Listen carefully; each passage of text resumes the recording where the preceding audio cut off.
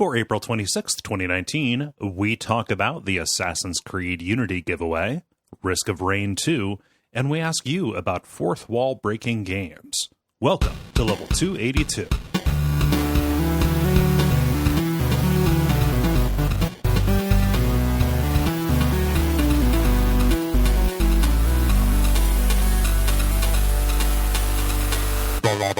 My name is Cole Ross. I'm Dennis Furia. I'm David Mysmith. And you're listening to The Level. It's a podcast for people who love video games. Thank you so much, everybody, for being patient with us being off last week. I was in Milwaukee for the Midwest Gaming Classic. More accurately, when we would have recorded, I would have just been getting home from a 7.5-hour drive. Slacker. Yeah, that would have been a bit much, but it was a good show. I liked it quite a bit. Our live panel went good. The meetups were good. Lots of people came out. I would like name specific people who came out, but I would feel bad for not remembering everybody. So, no, it was a good time as always. Yeah. Good. And that's pretty much been, I've just been recovering from that. Thankfully, I went out there kind of sick, so I didn't get con crud, which is good. I was like, you went out there sick, so you didn't get con so crud. like what happened was, like, I went out there with like a minimal amount of sinus weirdness, but I think that took the place of whatever crud I would have otherwise gotten. Yeah. So, I was taking sinus medicine and, using Purell, and it just was fine. I was good by most of the way through the weekend, but I think that stopped me from getting apocalyptic crud like I got last fall, if you remember how bad that was. So yeah, it was brutal. Yeah. Dennis, it's been a bit since you've been on. What you been up to? Mostly enjoying spring for all it's worth. Oh, so yeah. It is super nice out. My sources tell me that it has sprung. It has indeed sprung. And it has sprang, though other sources say. So we got to look up the correct form of that. Anyway, been outside a lot. Playing with the kiddos. Got them some new backyard toys. Yeah. A climbing dome and such. So that's been a lot of fun.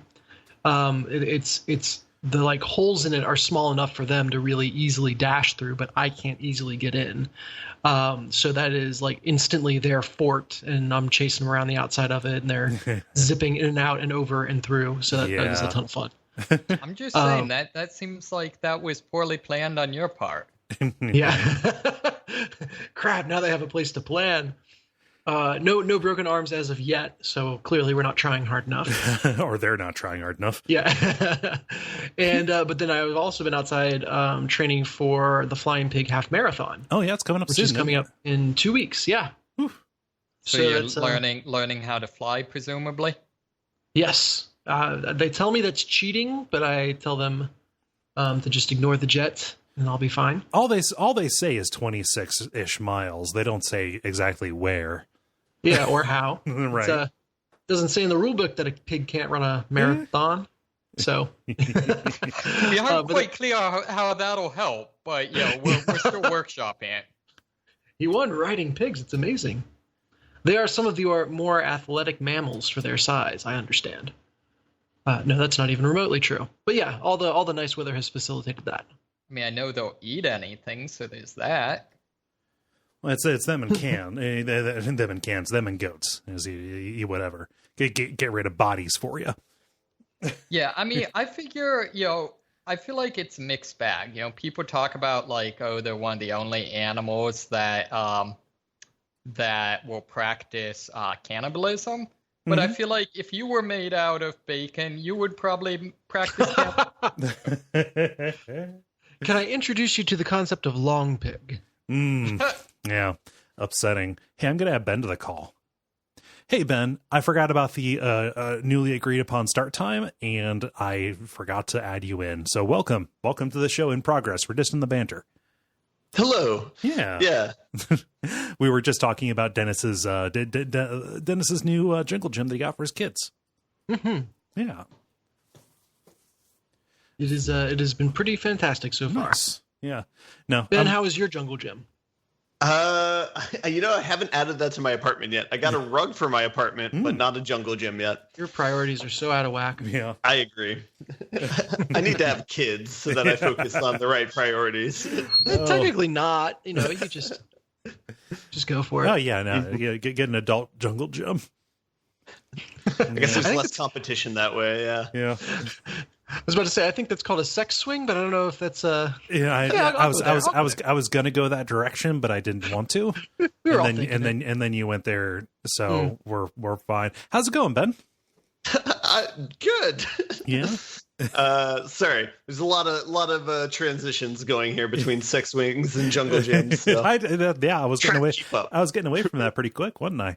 Mm-hmm. Yeah. Oh man. Yeah, it's good to have you back. Any cool Seattle stories? It's very rainy. I walked back in the rain to my apartment just now. It's been rainy all week. But apparently it's supposed to be really nice the entire summer, so we'll see when that comes around. It'll be a good reprieve from the surface of the sun, aka Austin, I think. Yeah, that's fair too. Yeah.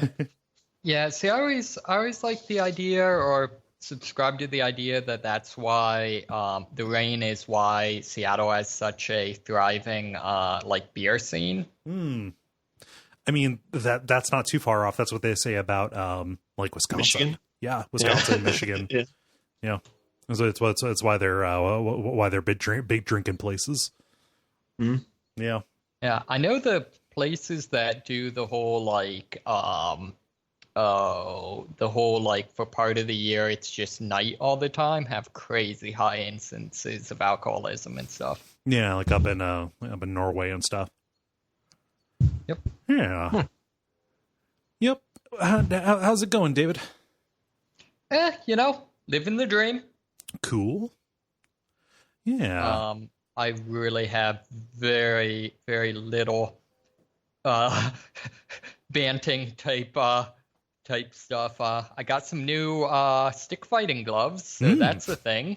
What makes a glove specifically for stick fighting? They're basically like hockey gloves, but somewhat higher armored, particularly on the sides. Because unlike hockey, people are explicitly trying to hit you in the hand in stick fighting. Right. It seems like a winning strategy. Yeah. I mean, that's kind of one of the main targets. So yeah, any nun will tell you that. Any nun will tell you that. There's still the scene from Blues Brothers with the nun and the ruler. Probably my favorite scene in the movie, and one of the few movie scenes that is actually more funny in the censored version. Can you give a quick rundown of how they censored it? Well, basically, the thing, he says some curse word and she slaps him, and his response is, damn it, and so she slaps the other guy, and it goes back and forth, and she's just beating the crap out of him. Yeah. But in the censored version, they simply remove all the cursing. Oh God! So she's all just of a sudden you see the nun just flip out on him unprovoked. Just beating the living daylights out of these kids. It's like a Gandhi nun. Oh man, yeah. Well, I think that's everybody's banter. I think a little bit of a programming note at the start here. So because of, obviously scheduling differences, we're going to be changing up the show a little bit. Do not worry. It's not going to be changing too substantially, but because we have to start later in the evening, or we're choosing to start later in the evening, we're going to shorten the show just a little bit to accomplish this. Starting next week, we're going to be shifting things around. The order of the show is going to go the grind, talking about what we've been playing, probably limiting the number of games to the most prominent thing. Then we're going to do the multiplayer, and then instead of the brief where we talk about generally any news, we're going to do almost like what we used to do way back in the beginning, like the end boss, where instead of just bringing hey, this is something that's happening, what I want to do is say, hey, we bring something that's oh, this is something exciting. Right. So basically nothing has changed. We'll ramble about something completely unrelated to any given news story. Yeah. But we're just changing where we start trailing off at. Right. So, and just to talk about this, like I would like to, what's probably going to happen from this is we are going to take the episodes from being about an hour or 2 hours and 15 minutes to an hour and 45. Right. Challenge accepted. and that'll be for us. So if it ends up not working out for us, we will reevaluate, but that currently is the plan. So all the same stuff, more or less, but we're going to we're going to do it in a different order, and hopefully it's all going to work out cool. Yeah, it's awkward. What you can do is set your podcast to half speed, and you can actually extend the length of the episode. Yeah. Which I've never understood why there is a half speed setting. Like what podcast are people listening to on half speed? If it's not a language you speak natively, probably. Oh, but have you ever tried it? No. I know. David's trying to say something. Oh, sorry. But he's trying to say something at 1x speed, so I don't know. Okay. So I know for video, I use like the slow speeds on YouTube all the time for martial arts videos when I'm trying to figure out combinations that someone's using or something like that. Oh, that makes sense. Yeah. I could also see using it if you're doing like piano tabs or musical tabs or whatever. Uh-huh. Yeah. No. So not on a podcast though. Yeah, I take your point about the vocal distortion, but I would counter and say it also sounds really weird when you do like 1.5x speed or 2x. Like it has a similar kind of like compressing kind of effect that I think people just kind of put up with to get the to get the effect right, to make it go faster. I think if somebody's listening, if somebody is listening to something in a foreign language, it probably benefits to hear it more slowly, and the benefit of hearing it more slowly outweighs the bummer of hearing it all distorted. Like your mind probably quickly learns to even out the weirdness, just like you watching a movie at 60 frames versus 30. Like there's something different, but you figure out how to watch it. Right. How to parse it. Mm-hmm. Yeah. Plus, you need it so people can play Radiohead songs slowed down on YouTube. No, yeah. Let me go on the record. I am fine with YouTube half speed. I understand that. It's the podcast half speed I got to take issue with. Yeah. Also, I hate that I have to go through half speed if I want to get around from 2x back to normal. Oh, weird. Yeah. Do you listen to stuff sped up? I do. Yeah. Okay. I do. I'll do it with audiobooks when I'm cramming them, but yeah. Yeah, audiobooks are like that, or there are just certain shows where it's like I'm the content that I'm trying to think of the right way to say it, but like, the content is more important than the conversation porn. Yeah. So I'm like, I just get the facts into my brain. There's no comic timing that needs to be preserved. Yes. Yeah. There you go. Just the facts podcast, ma'am. Yeah, any sort of tutorial type video, I default to 1.5 and try and do 2x. Yeah. The one this is either just not surprising or very ironic or something. The videos I do tend to watch on 2x is when I'm trying to learn some martial arts stuff, and that martial arts stuff is Tai Chi. Okay, yeah, that makes sense. It's especially frustrating when like I'm just I'm learning a new form, and so I'm just need to review like what goes when, because it's like, all right, yes, I see what you're doing, I know what the next step is, get on with it. Right. I literally just need a list of what to do. Yeah.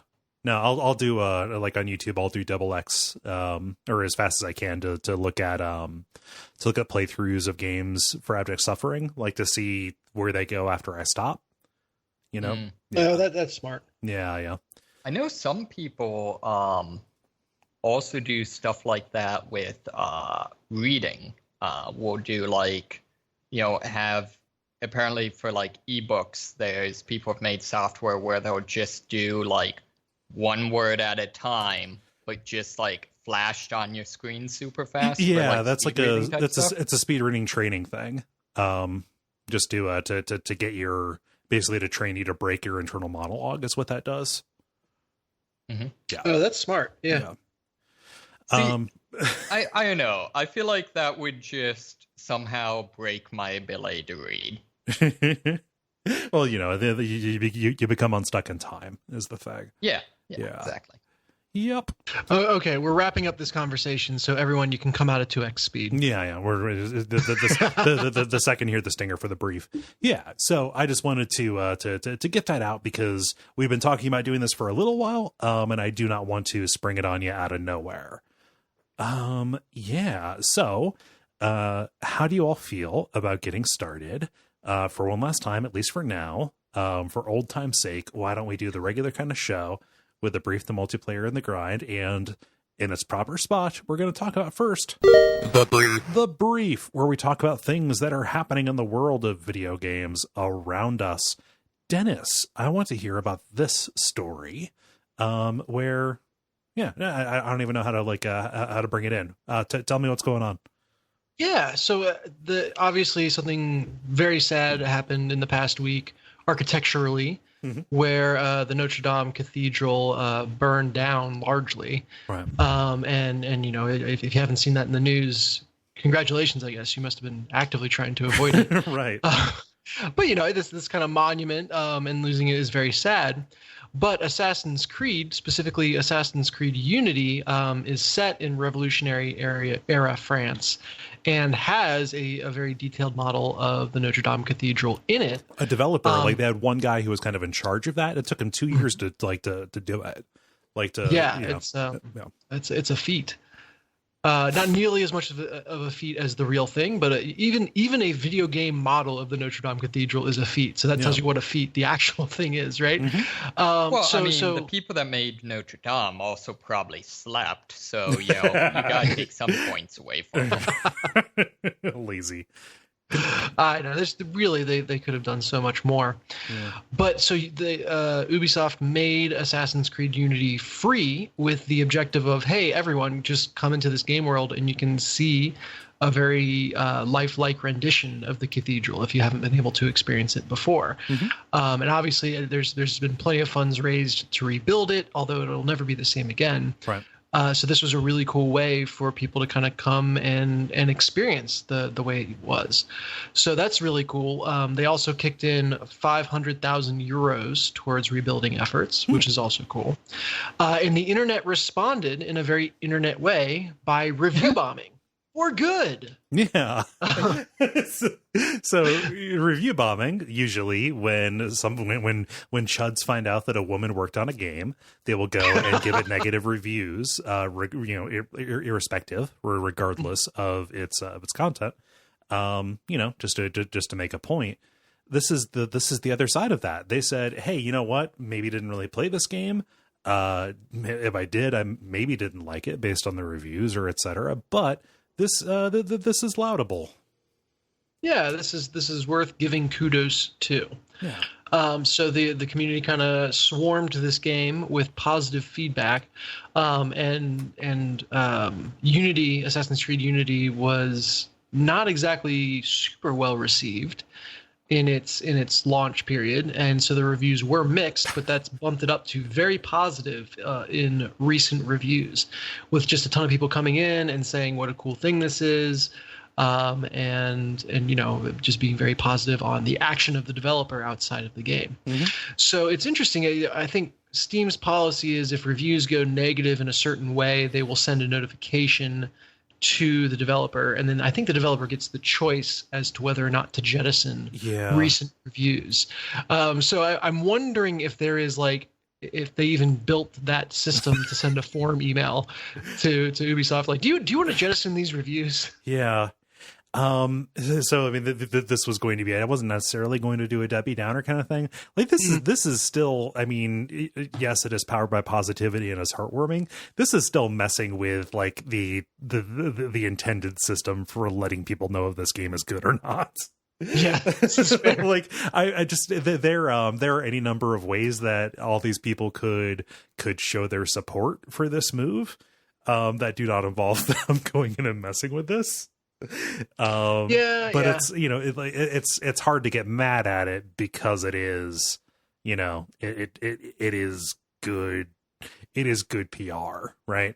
It's if I have to live in a world of review bombings, I want it in this form versus the other. Yeah. And you know, it is, like I said, the most internet way you could possibly respond to the gesture from the developer. Yeah. I tagged your car, but I just wanted to let you know in spray paint on the factory coat that you're doing good and people love you. I drew the happiest penis on your arm. Twitter contest: draw us the happiest penis. No, don't do that. No. This would make me very happy. I've deleted my account. But yeah, so an interesting thing, a very internet thing, but also if you're interested in a weird but probably one of the better ways to experience the Notre Dame Cathedral, this is a way to go do it. And to be fair, the cathedral is still there. Oh, yeah, it's I'll be very interested to see what happens with, like, do you just try to replicate it as close as you can? Do you go, there's a church called Old St. George that burnt down in Cincinnati, and they kind of redid it in a very modern way that's also cool, but notably different than kind of the history it's built on top of. So there's it'll be interesting to see where they go with this. Yeah. See, I think the analysis I heard that I think made the most sense to me is basically point out that this isn't any more destroyed than when, say, it was bombed in World War II. Mm-hmm.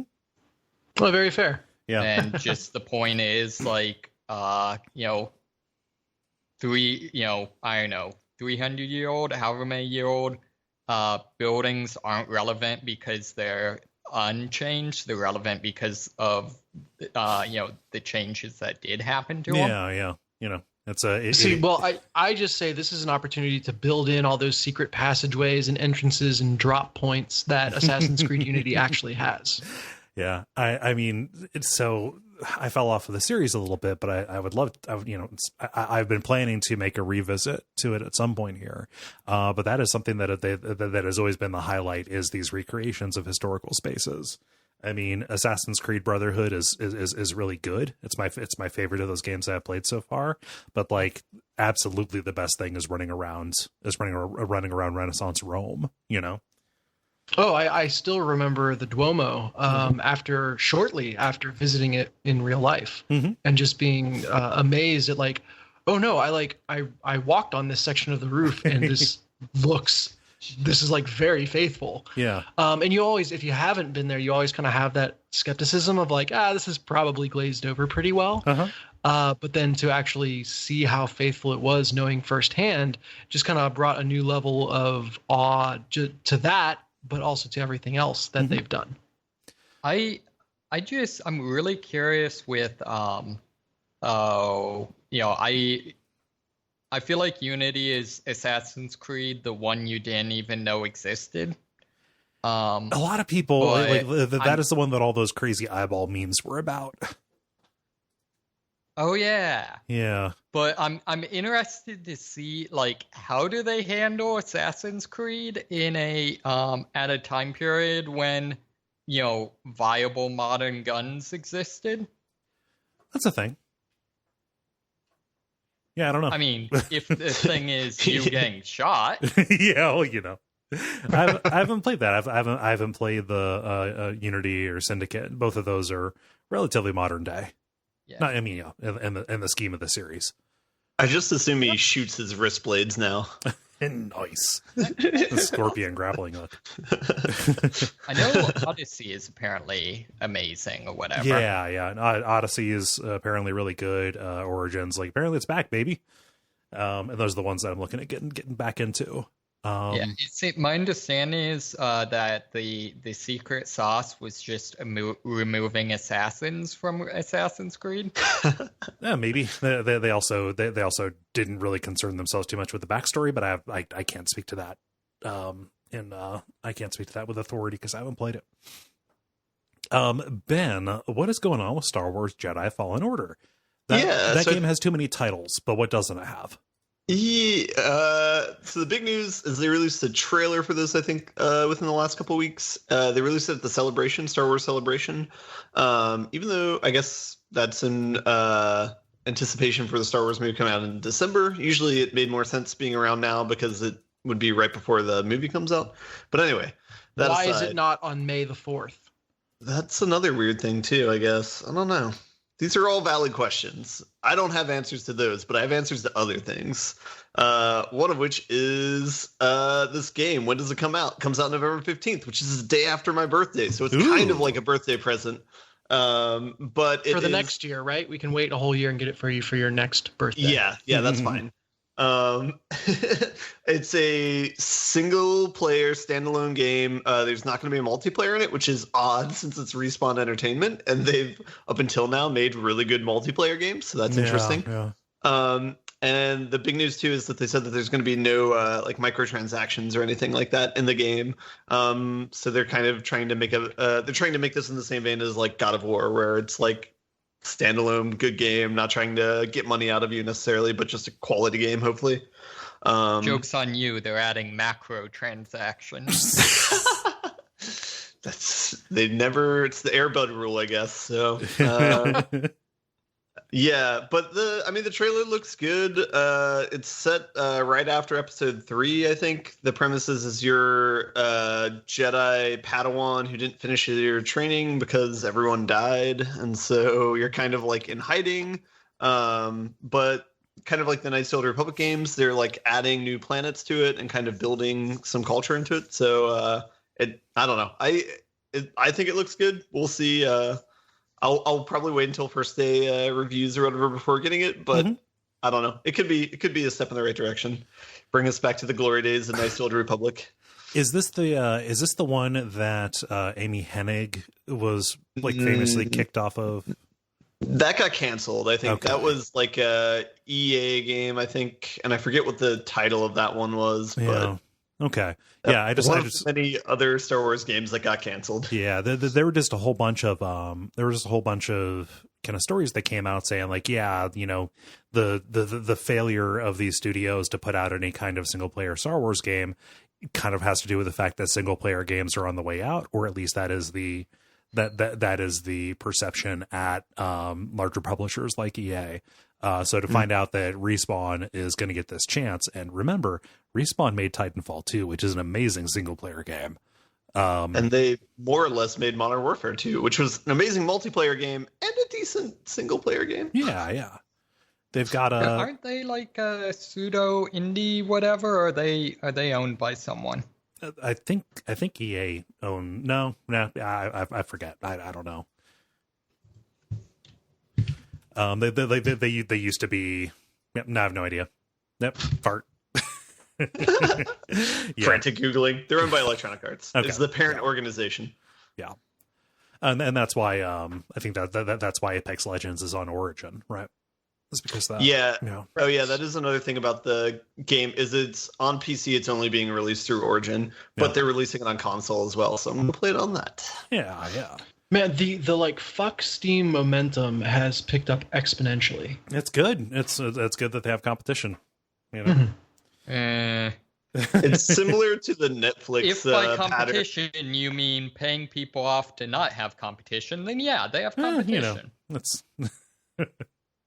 we've talked about it before. Yeah. What were you gonna say, Ben? I said it's similar to like what's going on with Netflix right now, where it's everyone's like, no, we're gonna make our own thing and have our own content on it, so we can make a bunch of money too. But then since everybody's doing it now, no one's gonna make money anymore. Right? People are just gonna go with what they know, especially because most of those other things are being described as the Netflix of blank.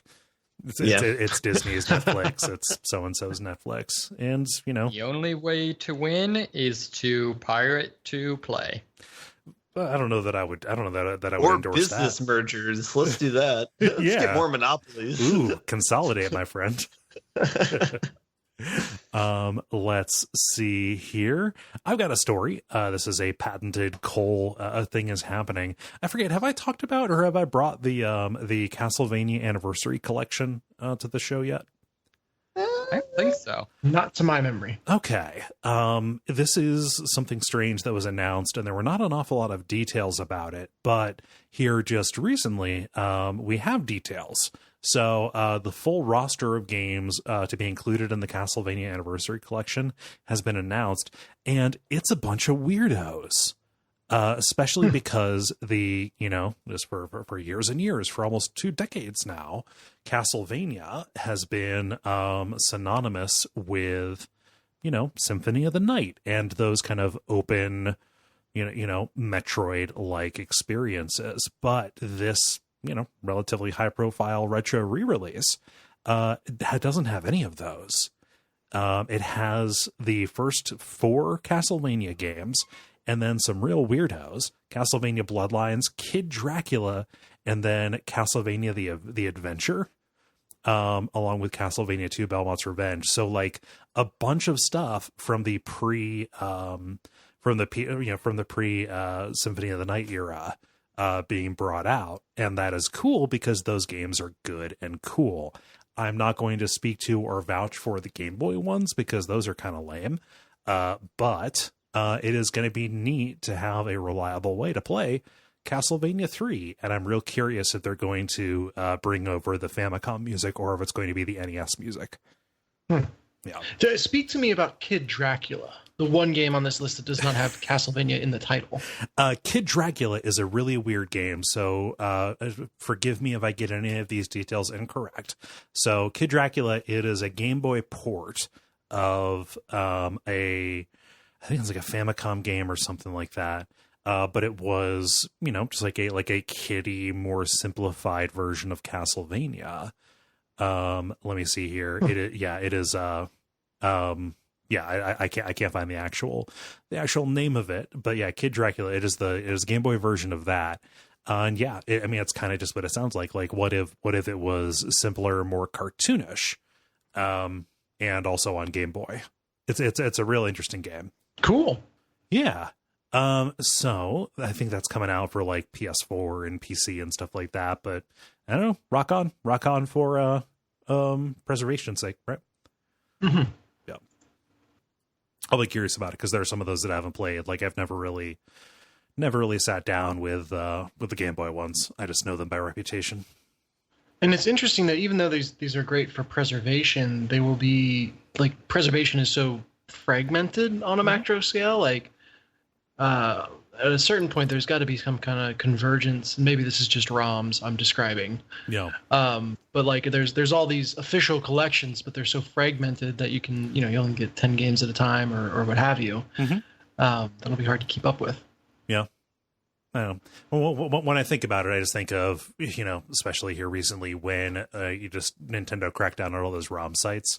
Like it is in everybody's interest if these games remain available to purchase in some form or fashion, just because, you cannot necessarily count on easy accessibility on those kind of gray web channels.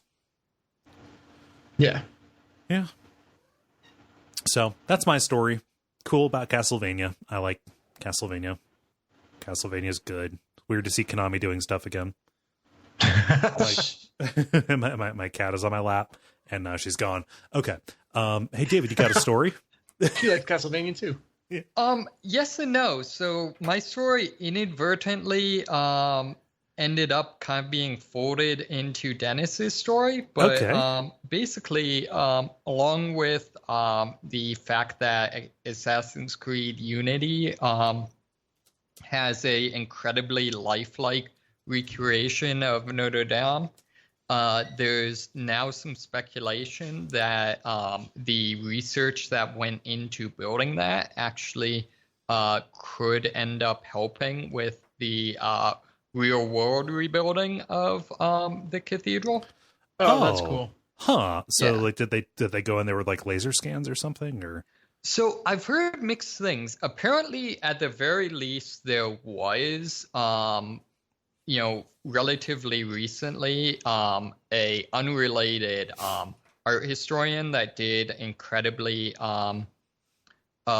detailed laser scans it sounds like though the Ubisoft thing was maybe more in terms of like more, I don't know, like the aesthetic details of the building. Yeah, so like the reliefs and stuff like that. Yeah, so I could see between the two though, them being able to really do do some preservation. And I think it's kind of interesting. I think there's a lot to be said for, proactively, recording, some of these historical works that inevitably are going to degrade. Well, yeah, I mean, especially when after what happened in Notre Dame, it just kind of basically came out that like a lot of the times the fire prevention plan at a place like that is don't. Yeah, I know. Try not to fire. Yeah, one of the hacker boards that I read, there's a person talking that was involved with some of the preservation efforts beforehand, and was saying that basically it's just made largely out of 400-year-old wood. Yeah. And so it's a thing where they've already done everything they can to kind of prevent fires, but there's not really much you can do to actually stop them. Yeah. Just like logistically, like gravity worked against the water cannons and stuff. Like, just we don't make things like that anymore, and so it doesn't make sense for a lot of our systems to be designed around those things. It's good. Goes to show you that we can have all of these digital recreations are fantastic, and they're marvelous in their own right. But the majority, if not all, history is one of a kind. Should be cherished. I think the thing I can't understand, and maybe people have done this, but if not, I don't understand why not, is doing like, famous like recordings, works of art, records, stuff like that. Why we aren't doing like electron scans of those? I don't know. I don't know how to end that aside from saying go humanity, go history.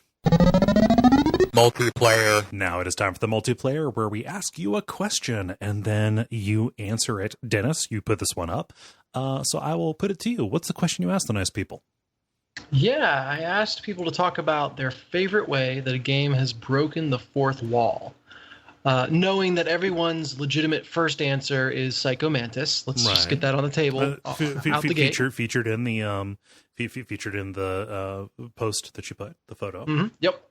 So plugging your controller into port number 2 to solve that puzzle and beat that boss. Amazing.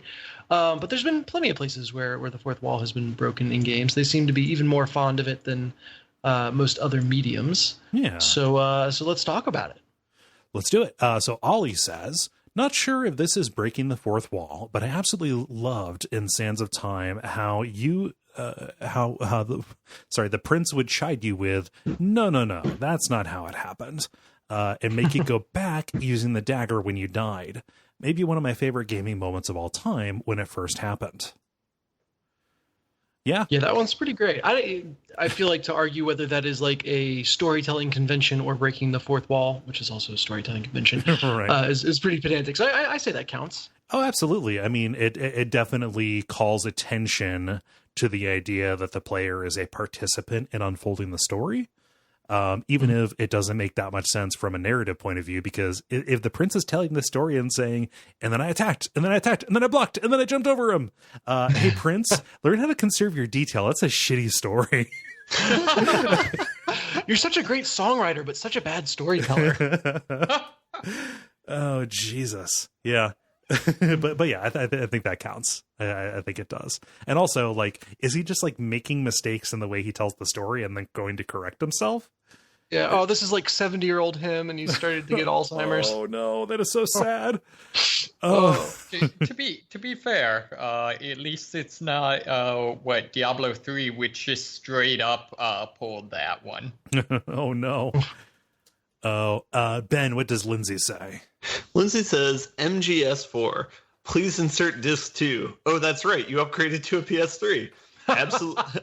Absolutely rolled when I heard that. MGS is the best in messing with your head. That whole chapter, or that chapter in the beginning of the next one, between Otacon talking about the benefits of Blu-ray disc technology, and then the Psycho Manta stand-in trying to do the same controller rumble trick on you. Mm-hmm. Yeah, this is kind of cheating because Lindsay, or because Dennis, kind of posted the Psycho Mantis one at the beginning, but we'll allow it. Yeah, I mean, MGS seems particularly fond of doing this. Yes. Let's see here. David, what does Greg say? Greg says, gotta stick with another Metal Gear game. The series does that so well. Toward the end of the original Metal Gear game, the MSX version, when you're closing on Metal Gear itself, Big Boss tries to get you to abort the mission by telling you, "This is Big Boss, Solid Snake. Mission over. Return now. That's an order. Turn off the MSX."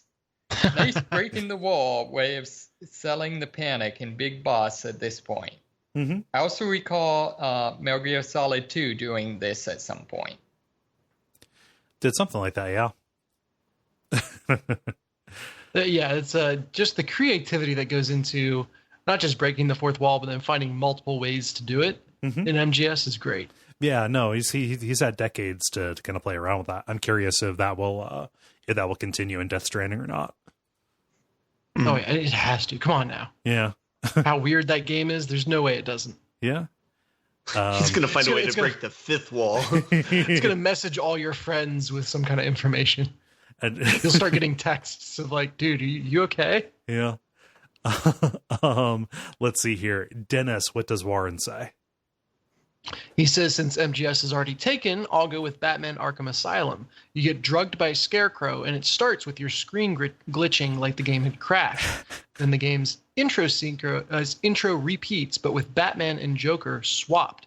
It also tells you to use the middle stick to dodge a gunshot, even though that doesn't exist. That's amazing. Yeah. I legitimately thought my PS3 crashed the first time it happened and rushed up to hard shut it down, only for it to happen again after loading my save.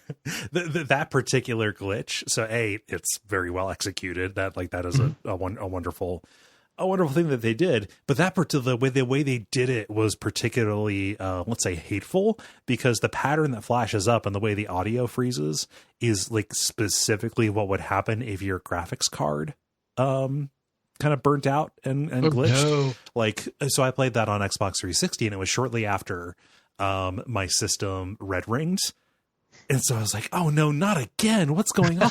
Like, I just my stomach just jumped up into my throat. I was like, oh, what are you doing? Why? Like, oh, okay, I get it. Well, fuck you guys for making me think. Yeah. Just imagine being in like the cycle of shutting it down over and over. Like, someone out there did it like 10 plus times before realizing what was wrong. Yeah. Good stuff. Yeah. So let's see here. Ben, what does Christopher say? Yeah, Christopher says, in Fallout 2, there are so many lines from either your character or other random ones in the world where they all reference being in a game. Those are all real great. And then there is a picture, but I can't remember which one it says. Yeah. So go ahead. Somebody in the world says, no, not scripters, you moron. And then the only response that is available to you is, moron, I had to work hard to get the minimum 9 intelligence and perception to find this node. Anyway, you were saying? So in that instance, your character had a high enough intelligence score to see through the system. Yeah. Very good. Yeah, Fallout 2 is full of that stuff. God, that's a good game. David, what does David say? David says, the first time I remember fourth wall breaking in a game was when one of Chrono Trigger's endings deposited you in a room with the developers. This does not hold a candle to the Metal Gear series, but I can't think of much others, and you said games specifically, so just mention Stephen King and leave it hanging. Yeah, I'm in favor of that decision. Cause a wheel. Mm-hmm. And then finally, Dennis, what does Justin say? He says, maybe not the best example in gaming, but it was easily my favorite part of Immortal Unchained. I just hope you guys have more to say about it than me. Go listen to the Bonfire Side chat about it. I specifically don't want to say too much because I do not want to spoil David. Mm-hmm. Because he has. I went and watched a video of that, and it's an interesting concept. It's so out of nowhere, and I love it. Yeah. Let's see here. So that was all of the responses that we got there. Why don't we give our answers, and I will pull some free play questions from last time. And then we'll go on to talk about the grind stuff. So for me, one of the ones like I think that Undertale does a really good job with just integrating this into the entire experience. But to not do something that seems really obvious, a game called Pony Island. I've talked about it before, but the idea is like you fire up and play play this really kind of simplistic pixel art game that's supposed to be kiddie and whatever, but it is a game that is possessed by the devil, and he is taking you on this kind of like fourth wall breaking ride, and tormenting you and testing you through the game. Primarily because he's bored and he wants to play. It's a really neat game, and I recommend people play it. But one of the little tricks, one of the little sanity effects that it does, is if you're playing it on Steam, it will pop up a Steam chat notification of somebody saying like, "I saw what you did," or it's just like a random friend on your friend list. Just like saying something like really accusatory or like vague about you. Oh man. It's like, oh no.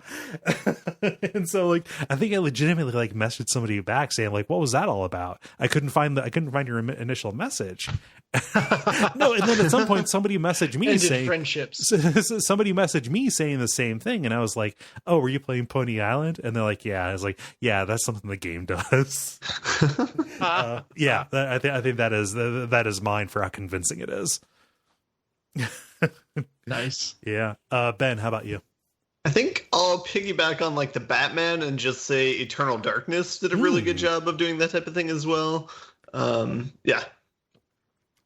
Yeah, I love Eternal Darkness was the first game I know of to do the sanity effect thing. And I love I forget, somewhere on the website or in the manual or something, there's this bizarre like just paragraph long list of like, if you see any of this, please do not contact tech support. Just spoiling it. Yeah, because they knew they would create problems for themselves. I mean, still to this day, I get people messaging me or tweeting me or something, either being confused by the sanity effects that I put into the Watch Out for Fireballs episode about Eternal Darkness, or saying like, oh, you got me good with that. Like I totally believed that my phone was ringing, etc. Just because I put sanity effects into that episode, because why wouldn't I? Yeah, that was good stuff. Yeah. Yeah, Eternal Darkness is a good is a good choice. How about you, David? So I think my my overall favorite actually posted a screen capture of to the to the Slack. It was in the original Max Payne where you start you get exposed to the drugs that you're going after, and your character suddenly realizes that he's in a game and starts monologuing about it. and this is part of like a repeating series of scenes that are of like the same format. I was in I was blank, funny as hell. It was the most horrible thing I could think of. And like that is the last one. And it is done in the super cheesy photographic motion graphic style of the game. Yeah, incredibly good. Yeah. That whole thing is amazing. I feel like all of those games, even though it's probably not technically fourth wall breaking, like the way they'll do the weird like, let's have, random TV shows playing that, comment on what you're doing. Yeah. Is kind of fun. The other honorable mention I'd like to throw out there for kind of player fourth wall breaking was the Matrix MMO. which was just entertaining because like any of the stuff that in a MMO would normally be out of character no longer is. So like you're like, nah, I can't go on the raid. I need to log out. Can be entirely in character. Oh man, yeah, that's great. It's a weird game. I need to go read like an oral history of that so I can just get all of that concentrated. Yep. Yeah. And Dennis, how about you? Yeah, I just dropped mine into the Slack and can go in the show notes. But in Marvel vs. Capcom 3, Deadpool is one of the characters, and he has a fourth wall breaking attack where he beats his opponent to death with their own health bar, which is just delightful. Yeah, and totally in character. Yeah. Mm-hmm. Yeah, it makes sense for him. Yeah. There's also several quotes in that game where, like, depending on the enemy you defeat, Deadpool will trash talk in a certain way, or in one of them he'll ask you as you're playing, like, were you recording that? You were recording that, right? Like, you're gonna share that. Yeah. So pretty good stuff. Nice. Cool. And that is all of those. I'll do the call to action at the end. Last week we did a free play, and I want to pad this section out just a little bit. But free play is when we have you ask us questions. Going to get us started here with Casey, who says, if you could have any one arcade or pinball machine, assume you have the space for it and don't have to worry about maintenance, what one would you pick? For me, it would be Simpsons Pinball Party, which has possibly the most complicated rule sets of a pinball game of all time. I know my answer to this, and I'm going to forget the table name, but we were in Portland on vacation and dropped into a pinball arcade like you do. Mm-hmm. Played a bunch of tables, and there was one that we were just like, oh my god, this is amazing. This is far and away our favorite.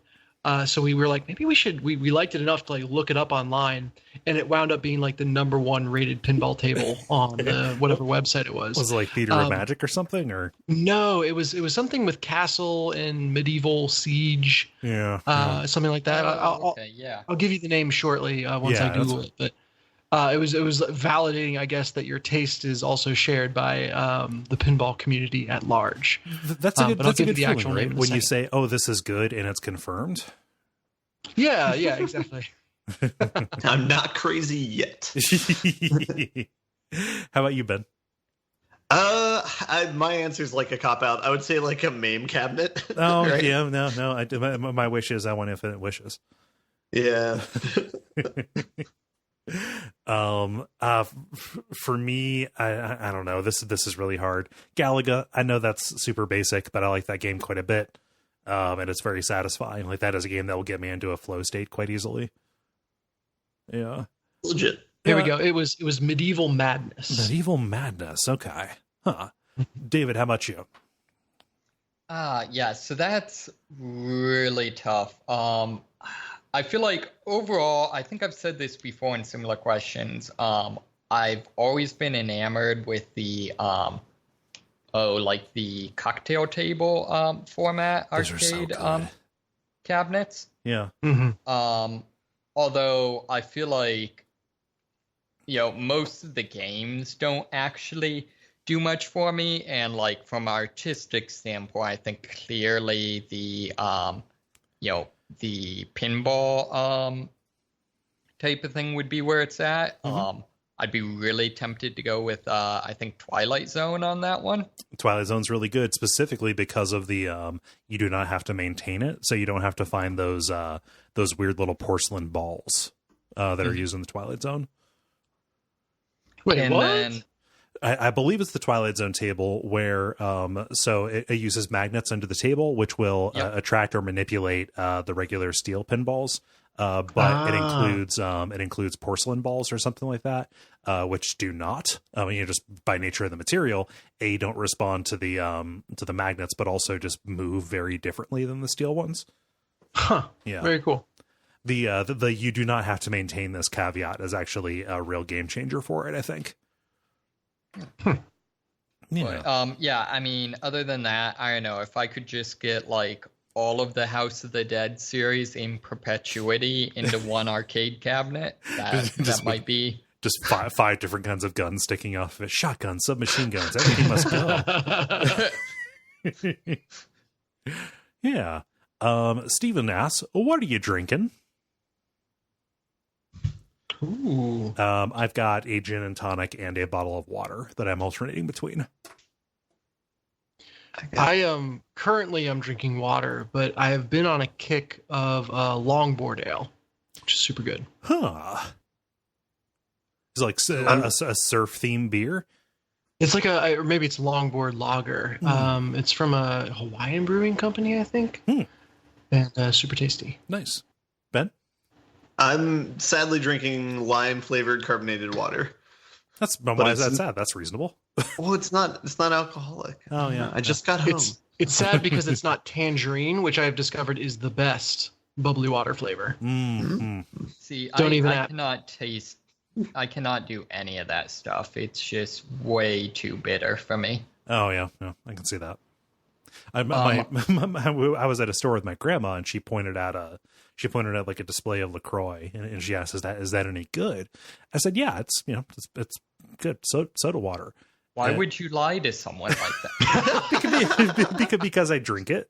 Like I don't necessarily like if I have an option, I don't necessarily get LaCroix because I think it's pretty expensive, but just regular carbonated water is fine. My grandma got it thinking it was pop. Like I don't think she heard me when I said it was just that. She was like, "Oh my God, that's awful. Do you want to take that?" I was like, "Yeah, I'm sorry I led you astray, but hey, jackpot, free 11-pack of peach pear LaCroix." All right, Steven, just because you asked, I'm going to start drinking something. Okay. Looking at some good stuff on my cabinet. So okay. I'll update you shortly. Yeah. Yeah. So unfortunately for me, I'm trying to drink less alcohol. So why is that unfortunate? This is the first time I've had alcohol while we were recording in a while. Yeah. So I'm trying to do that. So if anyone has any suggestions for non-alcoholic things to drink, definitely be up for that. Yeah. Hit them up in the usual spots. Yep. Yeah. Mike says, I just finished replaying Psychonauts and was really pleased by how well it holds up. Even the difficulty spike near the end. It's inspired me to revisit the entire Double Fine catalog. Which of what studio's games is your favorite? I think that to simplify this question, it should be like which studio's games is your favorite? To go check this out. So like which studio has the highest hit to miss ratio? I think. I was just going to say changing the Legend. game.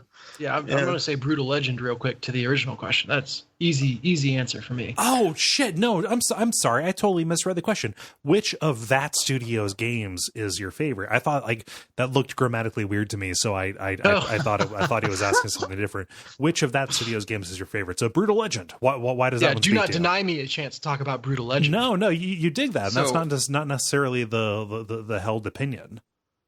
Yeah, it was just a ton of fun, and the amount of character in the game was right on. It's just, maybe not the best executed across all fronts, but it knew kind of the vibe it was going for and executed it perfectly in every sense of the word. So it was pretty great. Going off of our story, or rather our multiplayer this week. The Killmaster or whatever is one of my favorite breaking the fourth walls. No. Oh, there you go. I'm going to be basic and say Psychonauts. Although I don't know, I could cheat and say Grim Fandango or Full Throttle Remastered. They didn't make the original one, but they did the updates, so that has to count for something, right? I kind of feel like I want to say The Cave, but I didn't necessarily. That's my answer. Yeah, go ahead and talk about The Cave because I can't back it over Psychonauts, but yeah, I can because I hadn't played Psychonauts, so that's my only justification. The Cave's where you have 7 different options of your characters. You pick 3 of them, and it's kind of like an old 90s type puzzle game. Not exactly a point-and-click adventure because you're still following along the characters. It's like a puzzle platformer, like you're moving stuff around and talking to people. Yeah, and interacting with things. You're picking up items, giving them to other people, that type of thing. So it feels very akin to those types of games in the 90s. And then there's like decent replay value with it. I wish they would have made it like 6 characters instead of 7 because it's really awkward to do a on that third playthrough. run through. Yeah. But yeah, it was good puzzling, so it was fun. It had a lot of character. It literally had a lot of characters, but it also had a lot of character. Yeah. And looking at their games that they've made, I think that's one of the only ones that they've done that had Ron Gilbert on board. Like, he was the lead developer of that, and he is always a treat. So, yeah. Good. I think maybe I'm going to be kicked off the network, but I've never played a Double Fine game. No, I don't think that's necessarily weird. They've got kind of a little bit of a spotty history, even though they've made a bunch of games. Yeah. Do not worry, you're in a safe place. Fair enough. Yeah. If you're ever playing a game, you're like, oh, this is quirky as hell. Yeah. There's a good chance that it's a Double Fine. Wow, this has a lot of style, but like not very much substance. But the substance is there, doesn't necessarily hang together really well. But wow, it has a really good style. Yeah, that's probably Double Fine. Didn't they do like a game about Russian nesting dolls that got lost to time? They did, yeah. It was like an Xbox Live Arcade adventure game called Stacking. That was actually, I understand, pretty good. Oh. But again, like, it was more old school than I think the market wanted at the time, but it had a lot of style to it. Mm-hmm. You know, I hear people say good things about Costume Quest if they're playing with kids. But yep. Let's do one more. Ollie says, I mentioned Black on PS2 in a recent multiplayer and went back to play it. Criterion did an awesome job in something not in their wheelhouse. With that in mind, is there a game developer you would like to see step into a different genre for a bit, and what would you like? I think Rockstar could make a brilliant puzzle game if they set their minds to it. Yeah, that was Ollie's answer, not mine. It's a complicated question. Yeah, I can give one that is foreshadowing for my grind. Okay.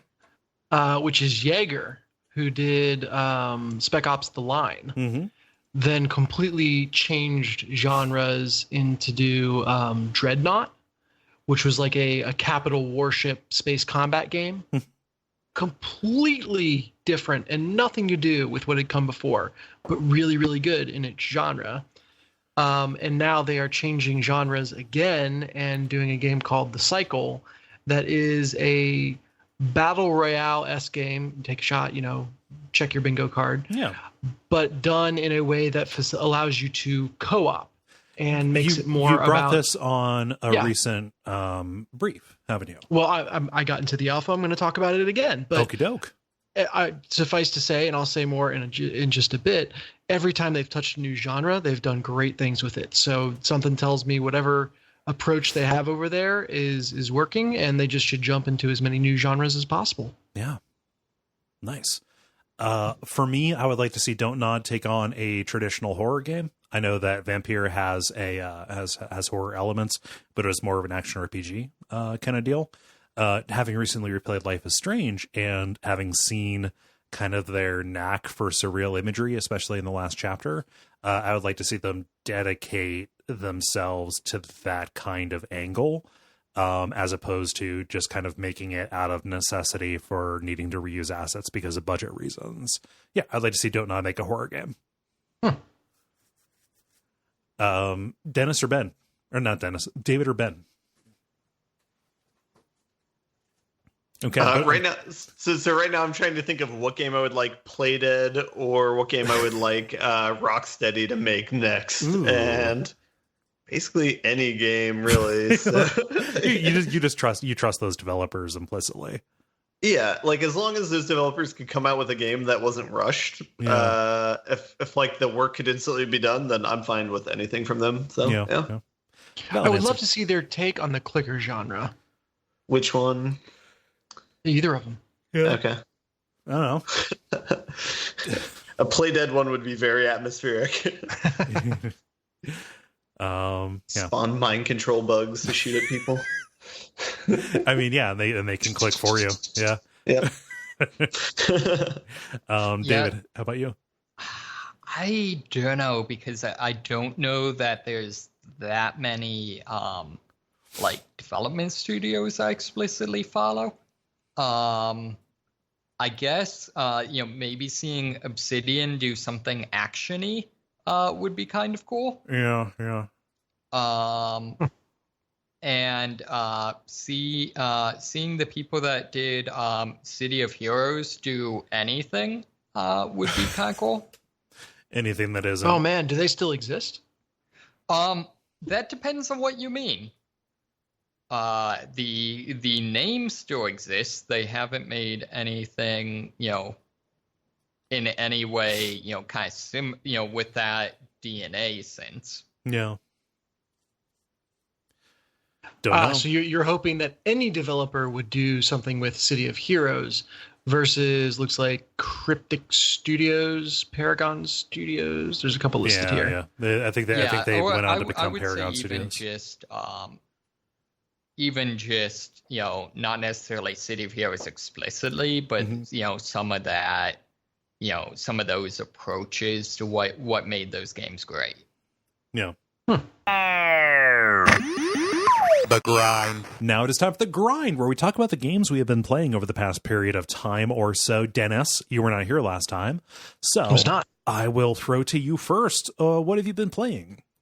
Yeah, so I mentioned it during the multiplayer, so I'll talk about it first. I got in on the alpha of The Cycle, which is the terrible name for, it turns out, a great game. That is a bad name, isn't it? I didn't think about that, but it is. Yeah, it's so bad. Especially after playing it and being like The Cycle refers to the lore of you're a prospector on a planet that has cycles of storms. And so everyone drops in while the weather is good and tries to do as much mining or collecting or, finish as many contracts as possible before the weather gets bad enough that you have to evacuate. And it's a great little bit of, making the whole battle royale cycle diegetic and, nothing wrong with it, but there's so many better ways you could name it than by just saying The Cycle. Yeah. Well, I mean, The Cycle also refers to Menses. So, yes. Someone did not playtest that name or did not focus group that name. Again, anytime you want to name anything, just run it across a middle schooler. That'll.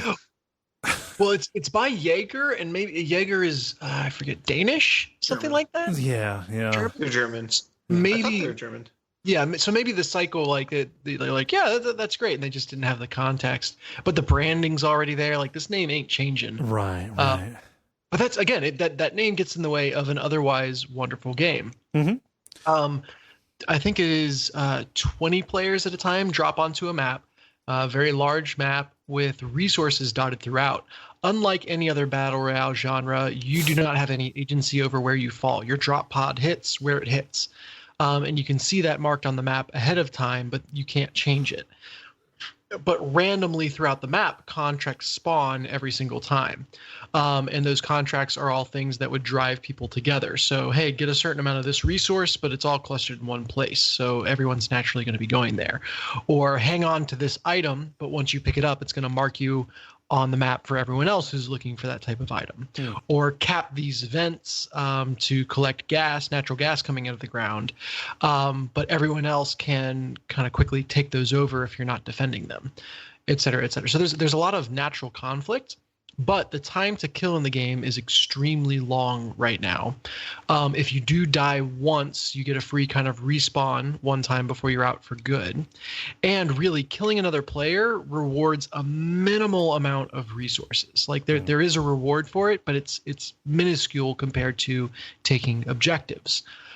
Even more so, in Overwatch, you win by taking objectives, but kills are even less impactful in The Cycle than they are in Overwatch. So the focus, scoring-wise, is very much on these objectives. In addition, if you're playing solo, when you see another player, you actually can press a button to invite them to your team. And you can team up with one other player to turn a solo game into a duo game. And I would say out of 15-ish games played, maybe even more than that, I only had 2 instances where I offered a friendship to another player, and they turned it down. So the cooperativeness, at least right now, is very high, and that's because you can earn way more resources way faster by having multiple people on your team. It's also super interesting in the way that a round ends, because the storm starts getting worse, but does not shepherd you into places in the map. There's no like closing rings. The endpoint is always in the center of the map. There's a landing pad that you've got to get to. So you always drop somewhere way far out on the edge. The endpoint is always in the center, and the objectives kind of get more intense and more dangerous the closer to the center you go. So it's almost a choose your own difficulty. You can skirt around the edge of the map, try to take a bunch of small objectives. You can dash towards the middle for the tougher objectives, also knowing that there's likely to be more players on them. But at a certain point, after I forget how many minutes, the dropship, the escape pod, starts arriving. And at that point, you have to clear off the landing pad, and the escape pod will not arrive until you clear the landing pad of monsters. And so it's this incredible dance of like you and all these other players are around the landing pad. You need to clear it out because at a certain point you start taking damage because the storm is getting so bad. But you also, everyone is kind of trying to kill each other and the monsters. But if you only focus on killing each other and not the monsters are going to get you, and the escape pod will never show up. So you kind of have to work together. Yeah.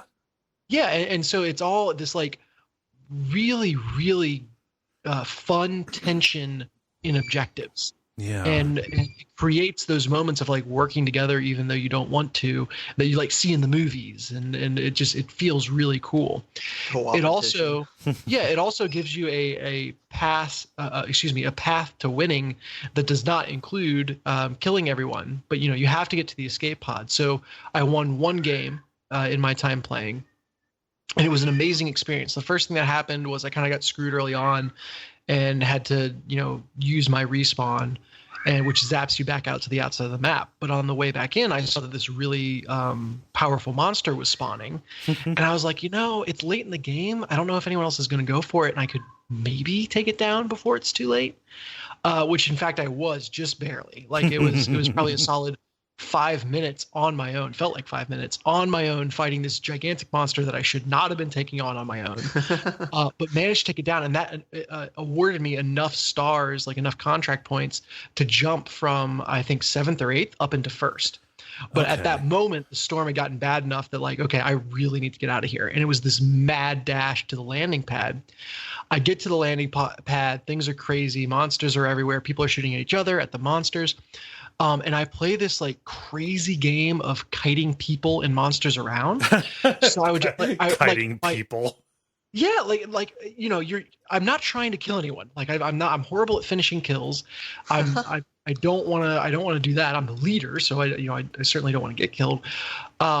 However, what I would do is like use my sniper rifle to get one good hit off, and then dash through a group of monsters. So if that person wanted to further engage with me, they would have to go through the mob. So they got distracted either clearing out the mob, or they're just like, not worth it. I got other people to fight.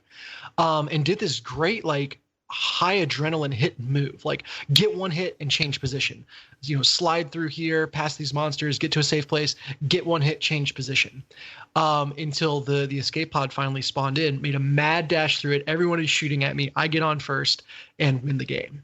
And it was just like this incredible adrenaline-soaked moment where it is not at all dependent on my ability to have the fastest flicks or the best reflexes. Like it was all about kind of managing the chaos around me in a really cool way that I haven't seen in any other game. So super, super cool.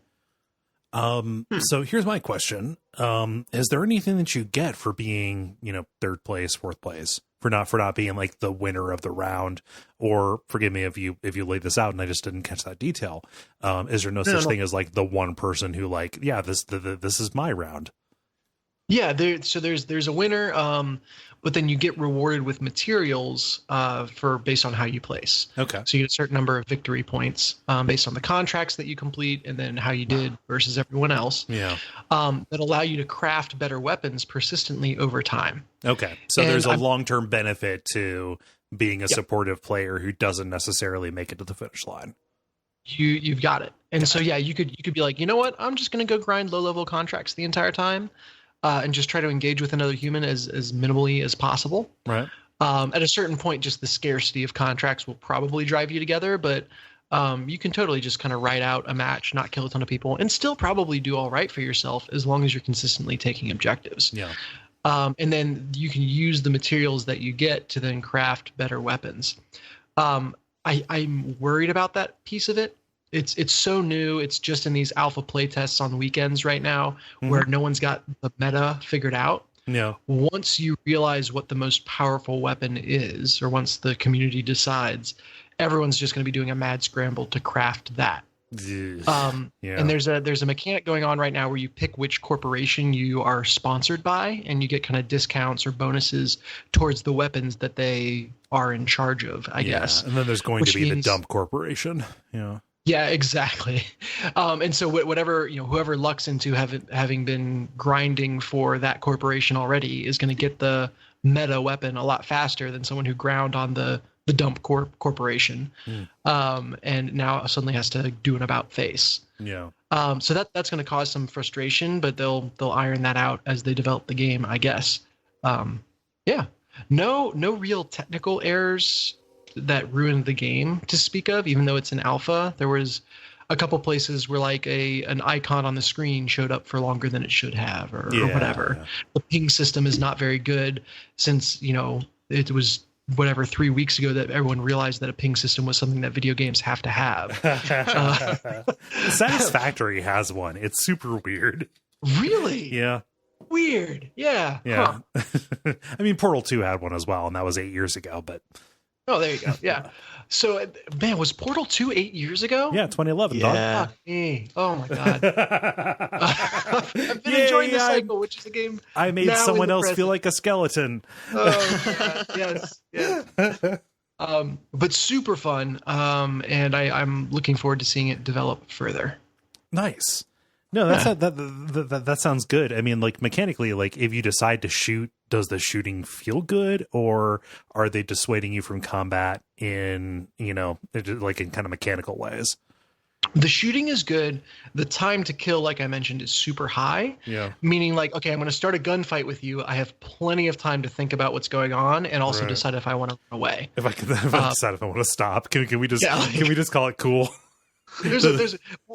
No, that's literally happened where this person started shooting at me. I got the upper hand, and they were like, "Friend, want to be friend? Want to party up?" The ping button is just replaced with "You good?" Yeah, we cool. And no, fuck that guy, because he started the fight and then changed his mind. It's always somebody else's fault with you, Dennis. Yeah. So the gunplay is great.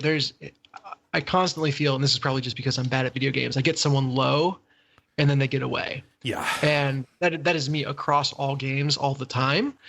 In this game, it feels intentional, whereas the other games, it just feels like I suck. Mm-hmm. Yeah.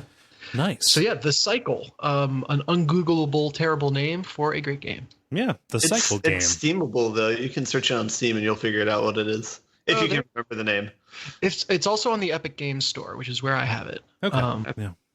And I don't know if they have a preference one way or another. Yeah. It's been an early access kind of couple of weeks for me. I am also playing the early access version of Risk of Rain 2. Oh dang, yeah. Ben! You invited me to play a game of this last night, but I was playing Life is Strange for I was playing that for assignment. So I'm sorry, Ben. I didn't know you owned it. Yeah, I got peer pressured into it. Have you talked about it on the show yet? I have not. Nope. All right, let's do this then. And then I've had another game I was playing with David, and I'll let him kind of carry the torch for that. So I'm sticking to 2. I'll just be over here then. It's fine. Okay. I'm just going to use the restroom. You guys can talk about this. Okay. Bye. I Risk of Rain 2, Cole. Okay. So wonderful little roguelike-ish kind of game. The sequel added a dimension. So if anyone played it in 2D, the original version was a hyper difficult 2D platformer / shooter where you were on this kind of frantic race to get the right upgrades, to find a teleporter, activate it, and beat the boss before the waves of enemies became so difficult that they overwhelmed you. And you kind of warped through worlds trying to stay ahead of the curve in terms of upgrades. And that formula is very much intact. It's just translated to 3D. And that translation to 3D works incredibly well. The movement is good. It's all very simple graphics, nothing fancy. But it is really fun to kind of do this almost horde mode shooter, I guess, with really interesting upgrades. They do the Binding of Isaac thing where every upgrade you pick up changes your character model in some way.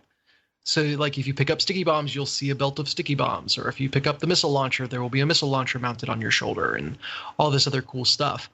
And you can also stack upgrades. So the syringe that gives you a shot speed increase or rate of fire increase, you can get multiple versions of that. And so it just leads to that, again, Binding of Isaac-esque metagame of, okay, how do I create the most broken build possible with the upgrades at my disposal? Yeah, it's like, how do you lean on the current upgrades that you have? Mm-hmm. The most interesting thing is there are 3D printers in the world where you can turn in items to create multiple copies of a single item. So there might be, a 3D printer that's printing critical hit increasers, and you can turn in every other item of that level to have it print a copy and another copy and another copy until you're sitting on 5 critical hit increasers and everything fire is a critical hit. But you now have no other items, no healing items, no rate of fire increase items, nothing. But you're a critical hit machine. And so it's like finding the moments to really go all in on that has been interesting for me. And the runs where I've gone super deep have all been kind of lucking into that 3D printer that has something super beneficial. Oh, that's interesting. I accidentally discovered that, and I didn't know that was the function of it. There was one run through where I was like, all my items got turned into like 1 or 2 items, and I'm like, why? How did that happen? Like, I had other stuff here. It's not well explained. Yeah, because I thought is there one too that just gives you it takes a random item from you and gives you a random other item, or does that not exist in the game? Because that's what I thought the function of those were, but apparently that's not the case. Yeah, well, it takes whatever it is a last in first out system with your items. Okay. So the item that you give to the 3D printer is always whatever you picked up the most recently. Okay. And the item that it puts out is you can know. So one half of that equation was true. Okay. Yeah. I like the game so far. I just wish the game was done. And I know that it's an alpha or whatever, and they advertise it like that. And again, this is where the peer pressure came in. Is one of my buddies that I play like other stuff with, like Rocket League and stuff like that, picked it up and said it was good. So he encouraged me to try it out, and I did. Yeah, so I like the game as it is. It is kind of cool to see how even maybe a week apart, they already adding in content, There's different upgrades that were added in, I think, already between the last time I played it and this weekend. That's cool. Yeah, there's a bunch of slots for items in the tracker for them that are just blank right now. Coming soon. Yeah. So it is exciting to feel like it's going to be updated frequently. They tuned down one of the bosses to be a little easier to beat, the magma worm. So it feels, first off, the core gameplay loop feels complete. It is not glaringly unfinished to the point that I'm mad that it's out as an early access game. Yeah. There's enough there to be really satisfied with. And so now it's just got kind of a hyper aggressive patching schedule that they're changing the game on. Yeah. And I don't. What was the original Risk of Rain like? What was the narrative, or what do you build towards? Is it very, very similar, just in 2D? So okay, 2D and very small sprites and lots of sprites. It was very hard to visually parse.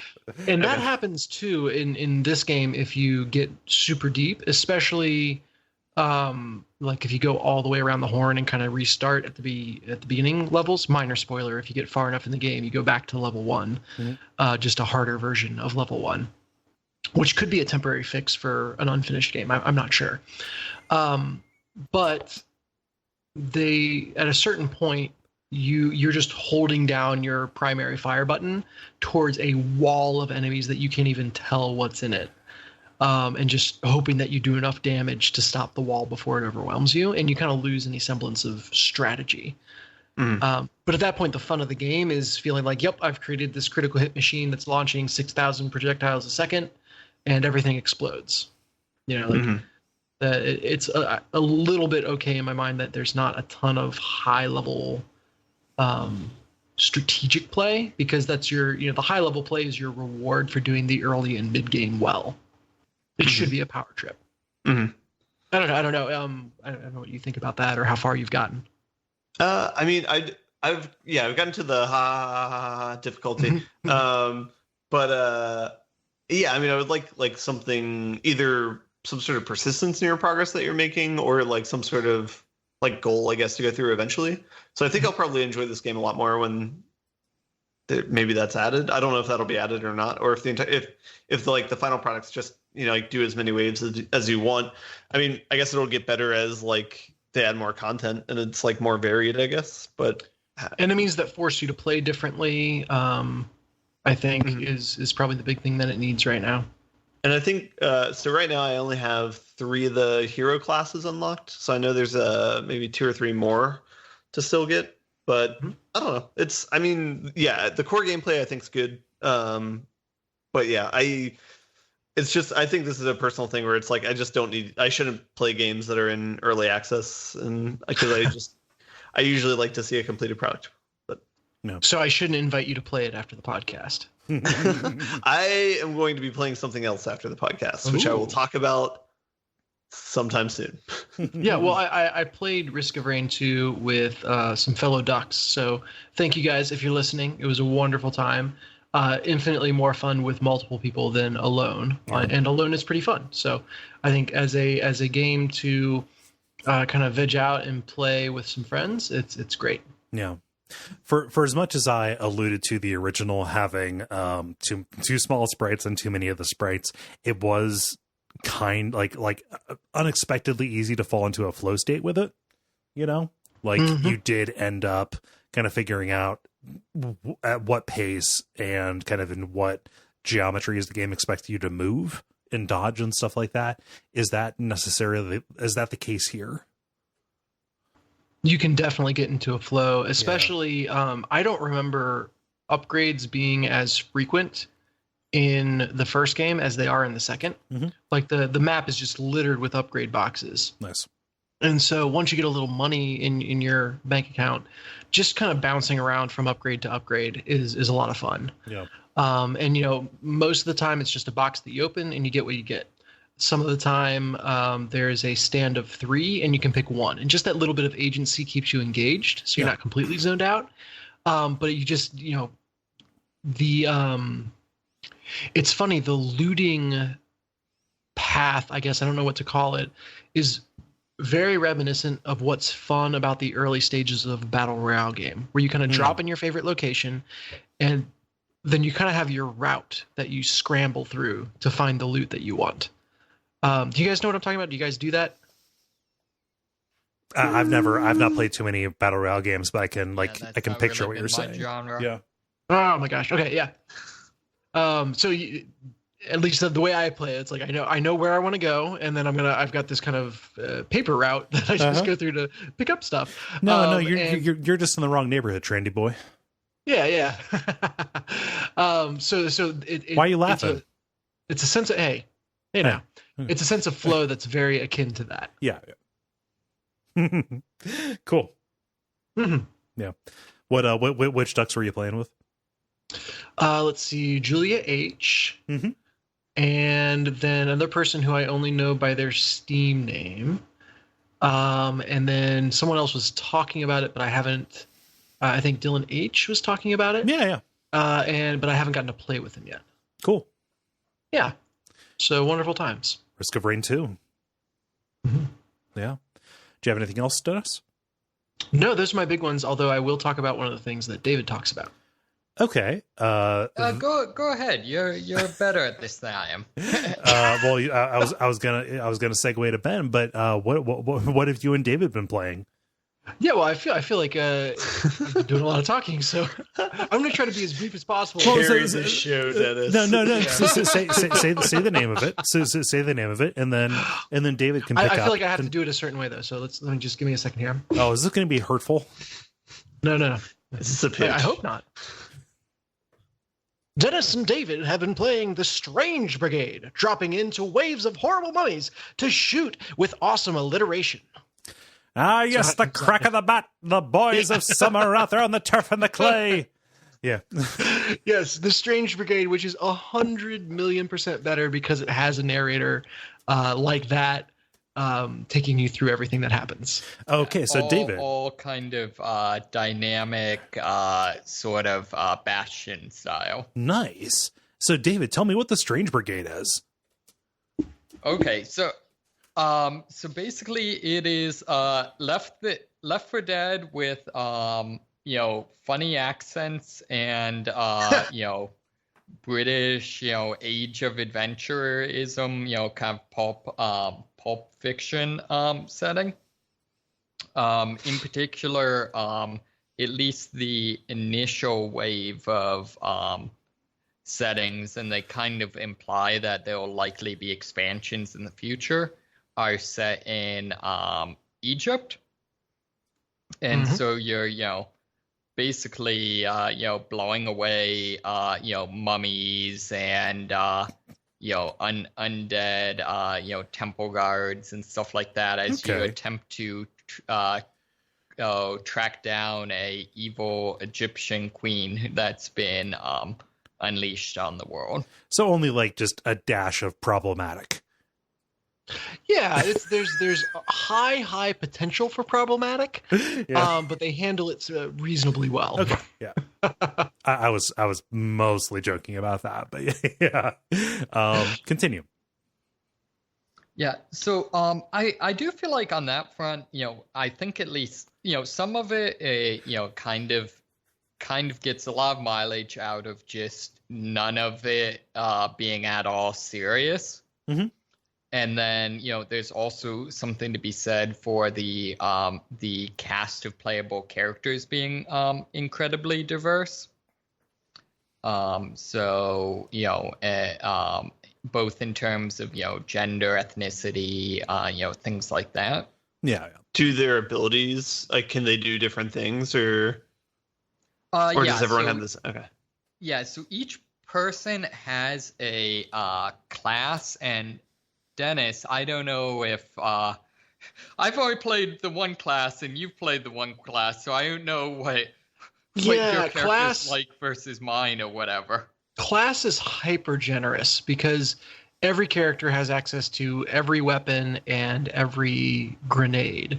It's only like what you start with that's unique, and buying the weapon you want is fairly cheap. After like 2 play sessions, I was able to buy any weapon in the game. So that's not a big deal.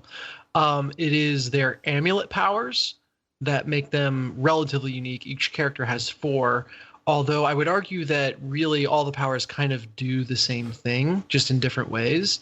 So your amulet, as you kill enemies, their souls will kind of float above the ground. Which, did you guys know that souls are little blue flames? So I'm glad the game has solved that. I had my suspicions. Faster. Yeah. Exactly 21 grams. Yes. Yeah. If you hold down your primary fire without ADSing, you'll kind of do this. You'll hold out your amulet and pull in the souls. Hey, Dennis. To charge your amulet. Hey, Dennis, what is ADSing? Aim down sights-ing? It's iron sights. If you're not iron sightsing. Aiming DS, I guess. Yeah, okay. Is the proper way to say. Yeah, iron sightsing. Yeah. Iron? Sorry, yes. I thought it was just a dance move on the Wazzy.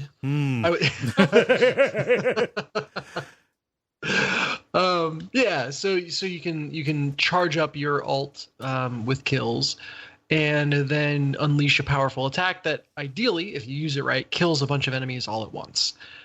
Which has this kind of virtuous cycle of spend your ult well, and you can pretty much charge it 75% of the way for the next go round because you've killed enough enemies. And you'll get the narrator, commenting on brutal. Look how many enemies went down, or something to that effect. These rapscallions have something up their sleeves. Yeah, with more alliteration even too. I think that's though where also though some of the class does differ, because I know, for example, the person I'm playing has some benefits, has some bonuses to his ability to like gather souls. Oh, really? Yeah, so like he's able to gather them from like a longer distance away. Oh wow! Yeah, and so I know there are some stat differences, although I think they're fairly minor. Yeah, if you're kind of playing well, I don't think you'd notice a difference. No. But yeah, the other thing that really sets the game apart is there is a big emphasis on puzzling, and co-op puzzling at that, which is hyper unique from any kind of co-op shooter where most people just want to run to the next wave of enemies as quickly as possible. And so a lot of the fun in the game has been kind of you take a short break to play a Pipe Mania puzzle where you rotate pieces by shooting and you kind of work together to connect all the dots, as it were. That sounds awesome. Yeah. Or one person has to like go to an area that has a secret code while the other person inputs it from across the map. Or I'm trying to think of other puzzles. Oh, there's floor panels. You have to walk over the floor panels in a certain order, but at a certain point you can't walk any further to hit the right panel. The other person has to kind of step on from a different location. So nothing that holds you up significantly, but a ton of fun and just a great way to have lulls in the action without making the player bored. Yeah, and similarly, one of the high points for the narrator is each of the levels has lots of collectibles for you to shoot. Most notably, a series of cat statues, all of which, when you shoot them, the narrator has various commentary on. So you see a dog. We've seen that coming. Yeah, the narrator hates cats for some unfathomable reason. That's why he sent you to India. Not India, Egypt. Sorry. Yeah. I don't know where that came from. The first line on it that I noticed something was like off in what the narrator thought about cats. He goes, you shoot it, and he just goes, I had a cat once. Narrator, please. That's unfair. He's so chipper all the time that this vitriol is unexpected. So play this with headphones, Kole, so Greta doesn't hear it. She's got no idea what the fuck's going on. All she listens to is the fucking snack bag. It's fine. Man, the fucking snack bag is the name of my ska band. Continue. Sorry. But it's been great co-op fun. Yeah. And, all the way around, it seems like, they've really done a lot with trying to put a ton of emphasis and detail on it. One of the kind of other fun things is there's a ton of different, traps and, explosive barrels and, avalanches and things like that you can trigger in order to take out waves of enemies. And so there's just compared to most games in this series, there's a ton more to do. Although strangely enough, your only verb is shoot. Yeah. Huh. Even solving puzzles, you solve them by shooting them. Just in the right way. It's like that VR game, The American Dream. One of my favorite commentaries is like, early on you have to, shoot,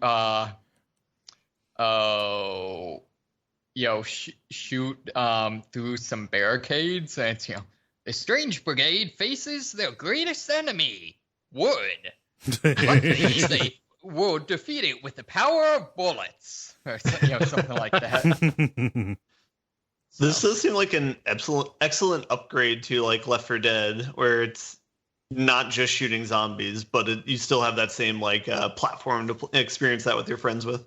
Yeah, and the pace is just a step slower, which that there's not as much franticness, and I really appreciate that, especially because slower moving enemies allow me to apparently become a headshot machine. And this game has some of the best feedback for headshots that I've ever seen. How so? Like, not only is there like a the kind of sound cue, there's a literal choir of angels like, oh, they do some Bulletstorm shit with you. Yeah. Yeah. And so you get kind of on this roll of clicking heads, which normally I am not capable of doing. But in this game, I do all right with it. And then after, 3 or 4 headshots in a row, your character and the narrator start commenting on how well you're doing. And that feels good as well. So just the feedback loop for getting multiple headshots in a row. Even a single headshot is good. Multiple headshots in a row is amazing. And it's a game where you can actually focus in and get them with some measure of reliability without being a ninja-style god at video games. Yeah. Well, and I think depending either on a combination of what character you're playing and what weapon you're using, certain weapons or characters actually, when you get a headshot, the enemy will explode and it almost becomes like a crowd control mechanic. Oh, I did not know this. Yeah. So that was when I was playing. There's one match where I was playing as the Indian woman, and I believe that's one of her advantages. Oh, cool. Yeah. And I think that kind of a little bit dovetails into the other gameplay thing. As you mentioned, it's slower pace. I think some of that is it seems like the game really emphasizes sort of maneuverability and kind of kiting. So, for example, every character has a roll, dodge ability that you can fairly consistently spam to like move through crowds of enemies. Okay. And so creates a thing where a lot of success in the game revolves less around like either like like Dennis said, being super good at headshots, or like the Left 4 Dead thing where it's all about like maintaining volume of fire on a horde. Right. And it becomes more about like intelligently, doing hit and runs and, herding enemies into traps and, AoEs and things like that. Mm-hmm. Yeah, that sounds like weirdly technical for this kind of game. Yeah, there is like understanding how a horde AI moves can be hugely beneficial if you manage it right. Yeah, I mean, yeah, I don't know. That seems like one of the exciting things about Days Gone. Yeah. Mm-hmm. Mm-hmm. Yeah. And it really seems like a number of the enemies I feel like almost are less different in actually being different enemies than they are in their movement style and kind of their horde style. Mm-hmm. So, for example, there's certain enemies that sort of have like like a short range teleport and will much more explicitly chase after you, or like other enemies will just kind of do the zombie horde thing, like things like that. So there's definitely senses in which you have to learn the different strategies. Yeah. And I should say this is by the developer that did Sniper Elite. Or Sniper Elite. Oh, Rebellion, yeah. Rebellion, yeah. And so they know how to make gunfire feel good. Well, specifically shooting somebody in the head. Yeah. Yes. It's also, did you notice that one of the characters is a not so subtle reference to the Sniper Elite character? No, I haven't played those games, so I trust you on it. It's like in Sniper Elite, your main character is like Carl Fairburn or something, and in this, one of the characters is like Ken Fairburn or something like that, and he's the like sniper archetype. Mm-hmm. Nice. No, I've never played any of their games, but looking at like the DLC or some of the scenarios for the previous Sniper Elite games, they had been messing around with doing something fantastical like this for a while. And to kind of go whole hog on, this Pulp Fiction fantasy kind of setting, it's cool to see them able to do that. Yeah, this feels like a passion project. Like it feels like the thing that they always talked about doing, that they just are so in love with the idea of, and the execution shows that. Nice. Into it seems awesome. I'm gonna get it as soon as it drops in price. Yeah. It was on. I'm so sorry. It was on sale for 70% off a week ago. Whew. Yeah. Yeah, it's spicy deals. Mm-hmm. Yeah. That's fine. I'll throw it on my wish list and get it the next time it drops like that. Get notifications. Yeah. What else have you been playing, David? So I've been continuing on with Division 2 Divide Harder. Division 2 Square Root. Exactly. Division 3 Divide by 0. What's that, David? Right. Anyways, I'm up to World Tier 3, which basically the way it works is, once you beat the primary campaign, you basically, the entire world resets in terms of like enemy difficulty and to what they call World Tier 1.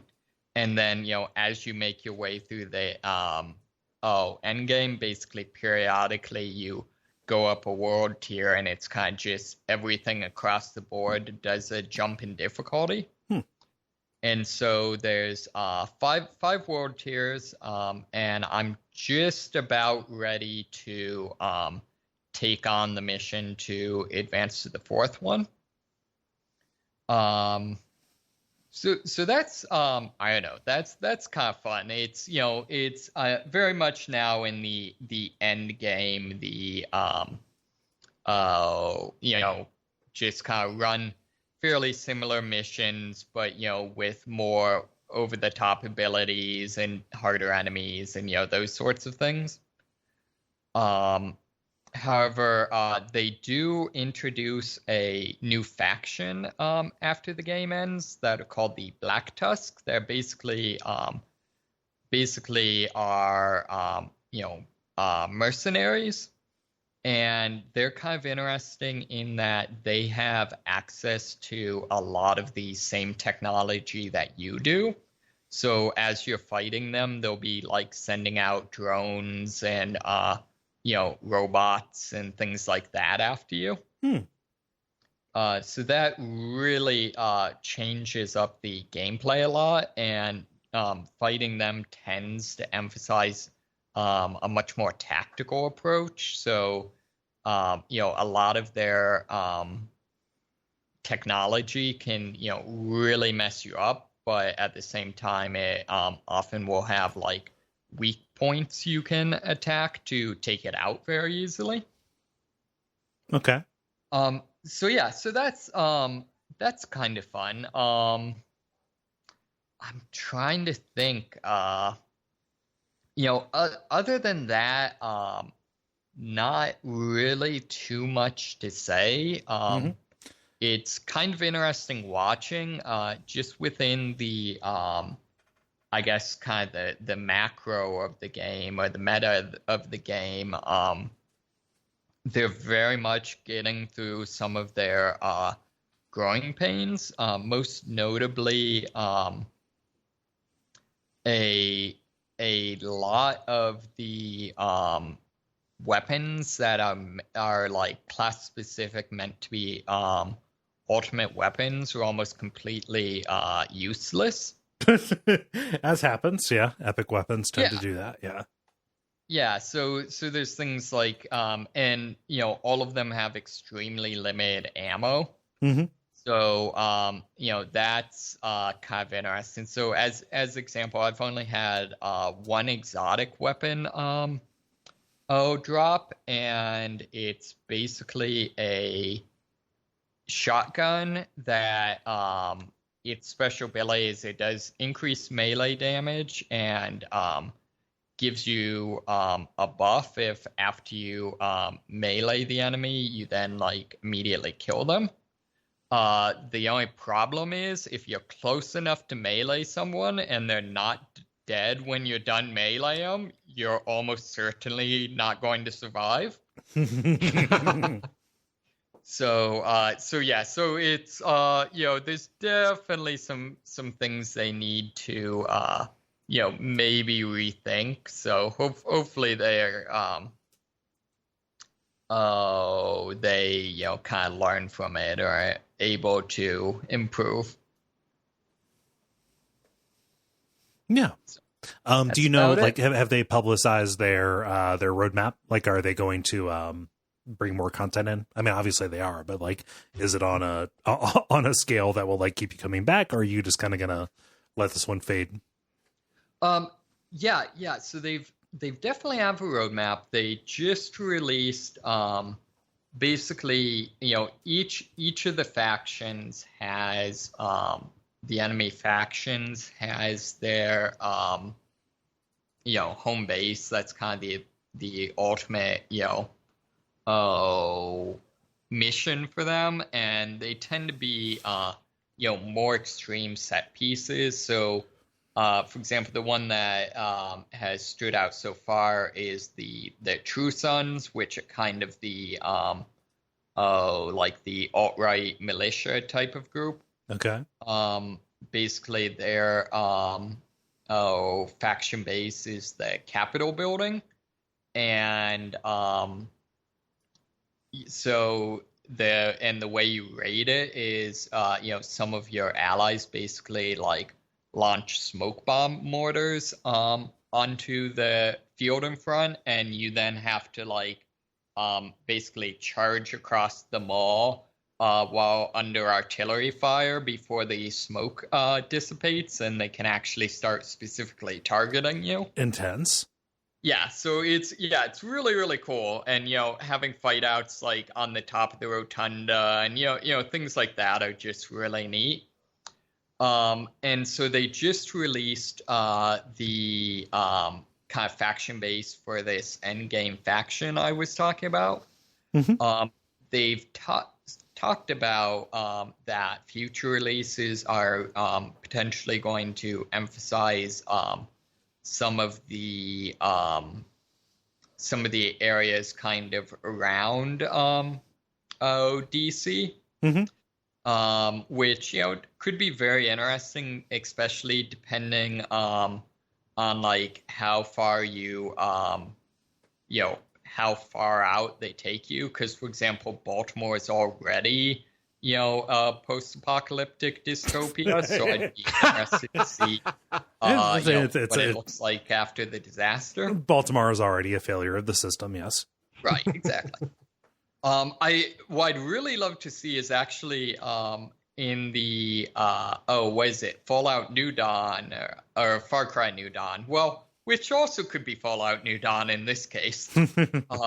One of the things they added was basically missions where for like a single mission you'll say like jump on a helicopter and get flown out to like see what Japan's like in the apocalypse, for example.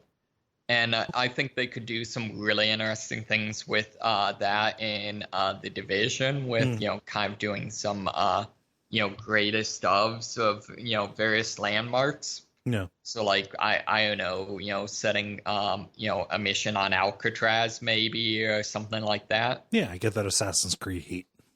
Yeah, exactly. Yeah. So but yeah. So it's pretty good stuff. It continues to just be stupidly over the top. So that's always fun. Yeah. Yeah. Cool. Yeah, that's everything. Ben, how about you? I got something I can include you in, Kole. I got two things I can include you in. Oh, cool. So the first one, I've continued playing Baba Is You. That game's really good. It's shifting its way up to being one of the best puzzle games I've played in a long time. It's really good. Yeah, it is. I convinced one of my friends to play it over the weekend, who's streams, so I got to watch him play it for a little bit. So you got to watch him feel very dumb for not seeing something that somebody should feel is very obvious. Yeah. No. I mean, the first levels aren't that bad. I eventually got that feeling, when it got to like world like 2 or 3. But yeah. the first world's like fun to watch people like understand what the game's doing. Yeah. So I think I've gotten to every world. I've like 100%ed a few of the worlds, and I've quote unquote beat the game, but there's like more stuff to do, I think. Yeah. So yeah. So I'm kind of like at the point where I'm kind of exploring some dusty corners. There's a few like really good gems in that game though, so like keep playing it. I think there's some cool stuff with it. Yeah, I'm having a real good time with it. Have we talked about me playing Papa As You, or had I said I was going to play it? What? We talked about it on when you were streaming because I suggested you play. Oh yeah. You promptly denied me of that. No, I'm not going to stream that because I don't want. I mean, there's already enough proof of how dumb I am on the internet. Like, I don't want to. I don't want to confirm more than I need to. No. But I think you're tapping into something where I think I had something similar where a lot of the puzzles you'll solve while you're not playing the game. Mm-hmm. Like if you like, because like it does a good job of not gating you, where it's like you have to solve this puzzle or you can't progress. Like it gives you a lot of options. Like even the worlds that they have, it branches out. So it's like, oh, I can try this world, or I can go to this one, or I can do this one, So it lets you kind of do the puzzles that you want to do. So at any given time, you might have like 4 or 5 or 6 different puzzles that are open. And so you can kind of, it takes like maybe like 5 or 10 minutes to like see like, okay, this is the puzzle. Here's the mechanics. Like here's what's going on in the level. Here's what I think like the first step might be to solving it or whatever, but I'm definitely not there or whatever. And then like, so then a lot of times when you're not playing the game, you might think of a level and be like, oh, I wonder if I can do this. And then like you'll come back and try that.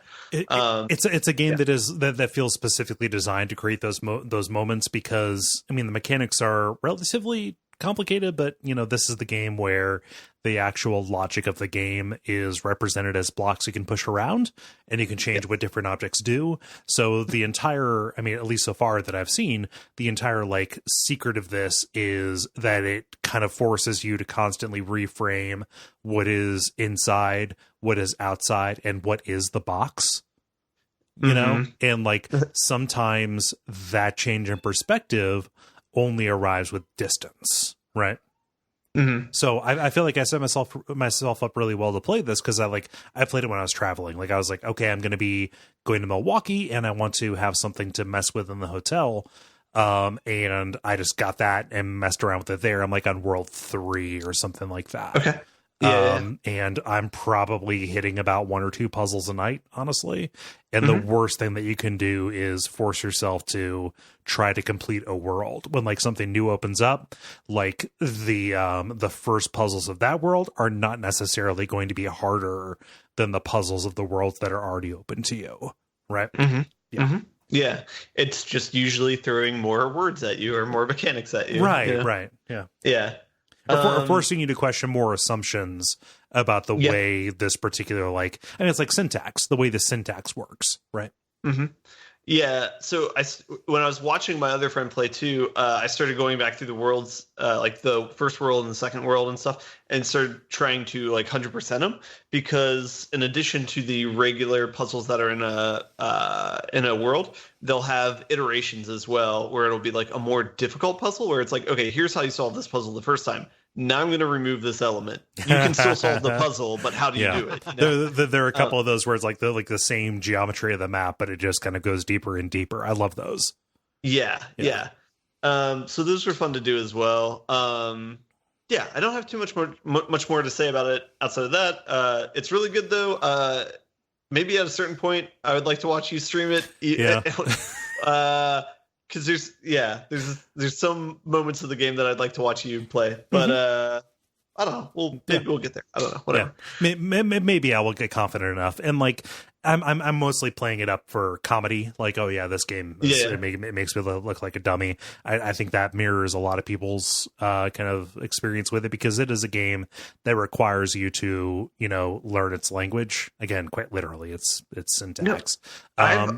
I tried streaming it a couple times too, and it's just mostly me staring at the computer screen. So I was very sensitive about that. It's just like, cannot be entertaining. It's I mean, like, it's so the level at which it's satisfying is not a level at which you could stream it, right? Like for me, I've got it on the Switch, which means I can just kind of fire it up and play for about like 10 minutes at a time while I've got a YouTube video on in the background, right? Like if I was sitting down to stream, I'm gonna, the minimum time that I want to stream is like an hour and a half, right? And that would just lead to me hitting my head against it, which is not what it feels like this game wants you to do. Yeah. Agreed. Yeah. All right, I got one more game I want to talk about, though. Okay. So I finished setting up my living room, quote unquote. Or at least I set up a TV in my console, so I can play like console games now. Okay. Once again. All right. And so I am playing Call of Cthulhu. Shout out to my cousin Kevin who lent me the game to play. Oh, dang! Before I moved. I'm only 2 levels through. I'm on the 3rd one. It's very janky, but it's pretty fun. Or at least so far, I like it. Yeah, it feels similar mechanically to something like Knights of the Republic, where it's like walk around this world, talk to a bunch of people. You'll have like some crossover missions, that'll send you around this place. Yeah. Let me preface by saying this is nowhere near as good as Knights of the Republic. Right. But it's like it is much more modest than any Star Wars product could ever hope to be. Yeah. Yeah. But they're trying. They're trying. God bless them. They're just playing it in a different space, and it's laudable to work at a different scale, right? Yeah, and I mean, but like all the similar mechanics are there. They give you like a character. You have an upgrade system at the beginning, where you're going to choose what skills you want to invest in. I think they try and reinforce that in mechanics around the world, and with your interactions with people. I did like kind of look up like a character building guide to like see which ones I could avoid and like not worry about, the first one through. Which one is the dump corporation? Yeah. Yeah. Yep. Yeah. It's like, it seems like most of them, or like half of them, were like dump stats where it's like, you don't need to put any stats in this the first time through. Just do these. But even still, it's fun so far. I want to keep playing it. I know that there's supposed to be kind of like a bad stealth system that gets implemented soon that I haven't experienced yet. That's requisite for a Cthulhu game on a console. Yeah. No, it sounds right. But yeah, no, I think it's fun so far. I mean, the graphics are surprisingly passable. Yeah, the voice acting is really good. Like I mean, surprisingly good given the budget of the game. I mean, this game. That's fair. Yeah, I've already noticed lines that you can tell were added in afterwards, or that are like maybe done by a different person. Yeah, man, I don't know. Like, I wish that I didn't have that. Like, okay, so wish I didn't have is really strong, but I definitely have like I'll just ignore that. Like, it's fine. Yeah, I do too. It's just a little airborne. It's still good. Right? Like, I've got that for a number of things, but like things related to we just get so few directly Call of Cthulhu or Lovecraft related stuff that like I don't know, like I can't afford to turn my nose up at any of it because who knows when the next one's coming. I mean, there's still a lot of good things on it. You can walk into a bar and hear people singing songs about the great catch from 80 years ago, and you see a mutilated whale on shore. The investigation is so good. Like, it rewards you for like poking around in people's drawers and stuff. Yeah. No, it teaches you real life skills. Teaches you to snoop. It seems fun so far. I mean, the thing that I care about most is like you put yourself in a world, as long as you're reinforcing whatever stats you put stuff into, as long as there's like plenty of things to explore, then it feels good. There are lots of escape hatches built into it, right? Mm-hmm. Where like even if you kind of fuck yourself by picking mostly useless stats, they give you a way through. I do. Yeah, in the guide that I was reading, it said like pretty big at the top, there is no combat system in this game. Don't worry about strength. And I'm like, oh, okay, sweet. Which is like, it's super confusing, right? Because if you don't walk into this knowing the kind of just the way that the Chaosium Call of Cthulhu role-playing game works, that like you're not adventurers, you're investigators. If you don't walk into it knowing that like combat is going to be super de-emphasized or entirely removed, you might kind of like leave yourself at a disadvantage if you approach it like any other tabletop based thing, right? Yeah, and that's kind of on them. Like they shouldn't have 8 different skills and then not like balance them, you know. And like as much as the fact that it is stat based is kind of a differentiator. Sorry, Greta, I'm not going to pay attention to you. As much as the stat system is a differentiator, it's not necessary, and so like they can justify the license by being like, you know, this is a Chaosium published game. They can just, you know, justify it by saying like, yeah, we're that, and we can just tell that story, not mechanically, right? There is a cool thing that they have where the starting stats that you have are not the same for each of the traits. They kind of start off staggered all over the place. Yeah. So like your investigation is already pretty high. I think it's like starts at 40. Yeah. But there's a occult, which is like your knowledge of like the crazy Cthulhu stuff. That starts out at 0. Yeah, mythos knowledge. Yeah, you're supposed to be a guy who's kind of brought to this island community in the Northeast, you know? Yeah. Yeah, dude, Cthulhu stuff. It's just fun. Yeah. It's just, I don't know. Based on my output, I think you could say I'm a fan. Yeah. I don't know. I like if you accuse me of it. Get them Eldritch chores. Yeah, I fucking love it. Like, just I read the Malleus Monstrum when I go to sleep. Like it's good stuff. So I couldn't defend myself from that accusation. So yeah. So that is what I'm going to be playing after the podcast is over, though. Nice. Yeah. It's a good mystery too. Like I haven't finished it, but like I'm super intrigued about what's going on that island. Cool. Yeah. It's. I mean, this usually like I have a harder time getting into D&D, but like this type of mythos or whatever, like I'm all for. Like I'm totally into it. You know, theming matters. Theming matters. Yeah. And it seems similar to the board game that we played, Dennis, the Mansions of Madness. Yeah. Mm-hmm. Yeah. Yeah. Which, by the by, I now have the Lord of the Rings version of that, which we're just waiting to find the night to. Oh shit! You were talking about that, weren't you? Yeah. Yeah. I want to hear about that. Journeys in Middle Earth. Haven't played it yet, but I have the game, read the rule book, and it seems very similar. All right, let me book a ticket. Nice, only if you bring. Well, if you brought mustaches for Cthulhu, what would you bring for Lord of the Rings? Sideburns. Swords. Nothing. What? Nothing. Good luck traveling with that. Yeah. Cool, man. Yeah. Anything else? No, that's all I got. All right. So Baba Is You was one of mine. Otherwise, it's going to be real short. I've continued playing Satisfactory. I have hit up on what is available. I've hit up on the limits of what's available in this patch.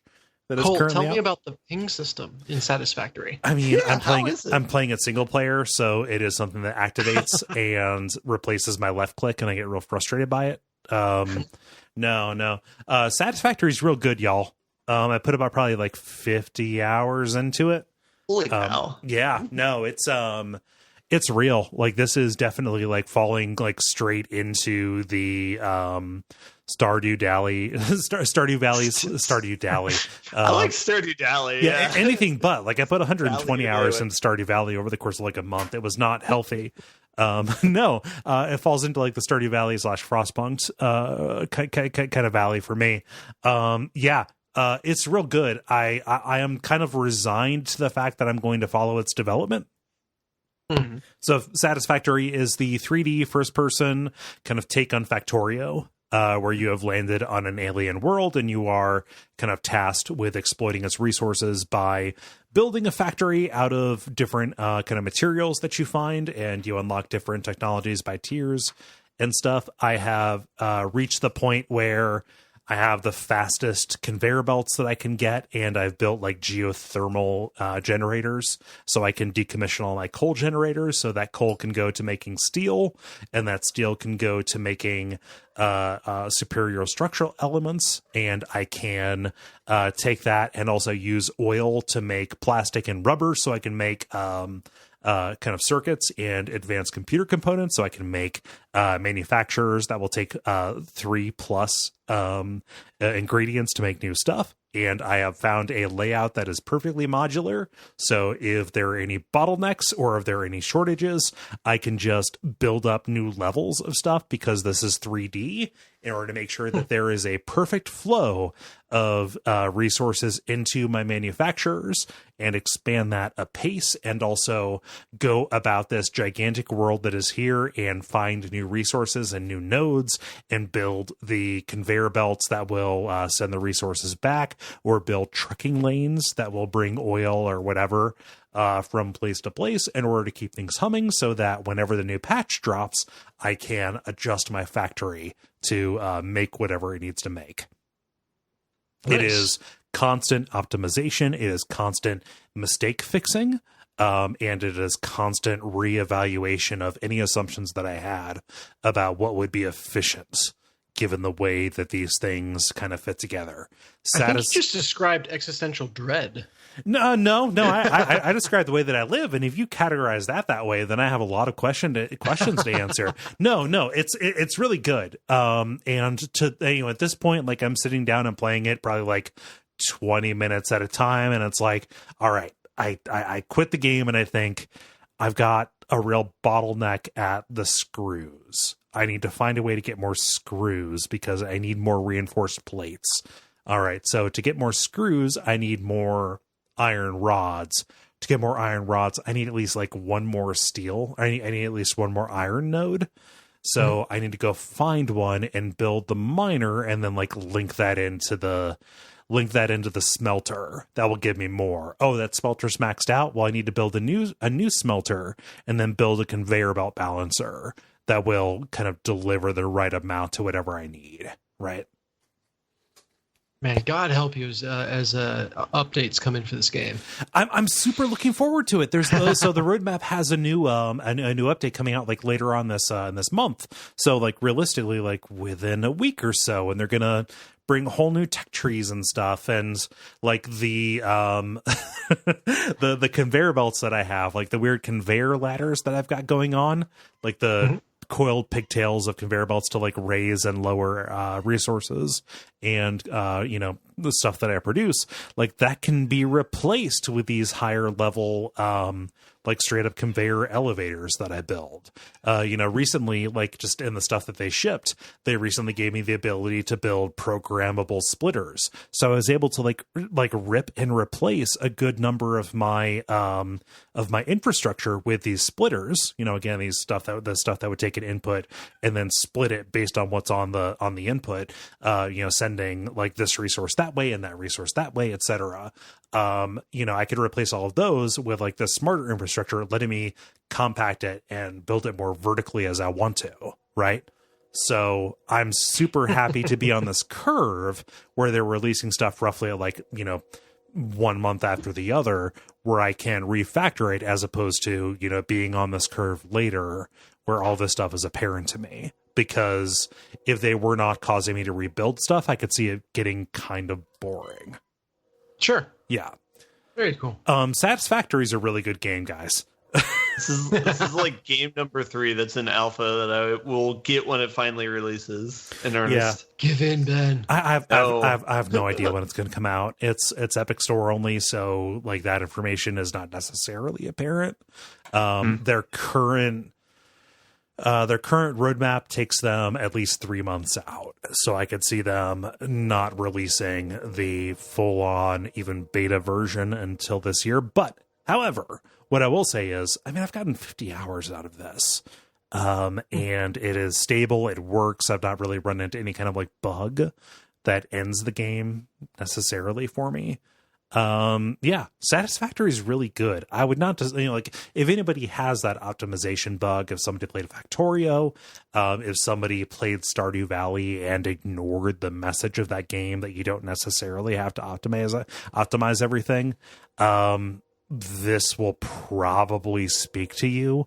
And I need more people to play this so I don't feel bad about being hooked.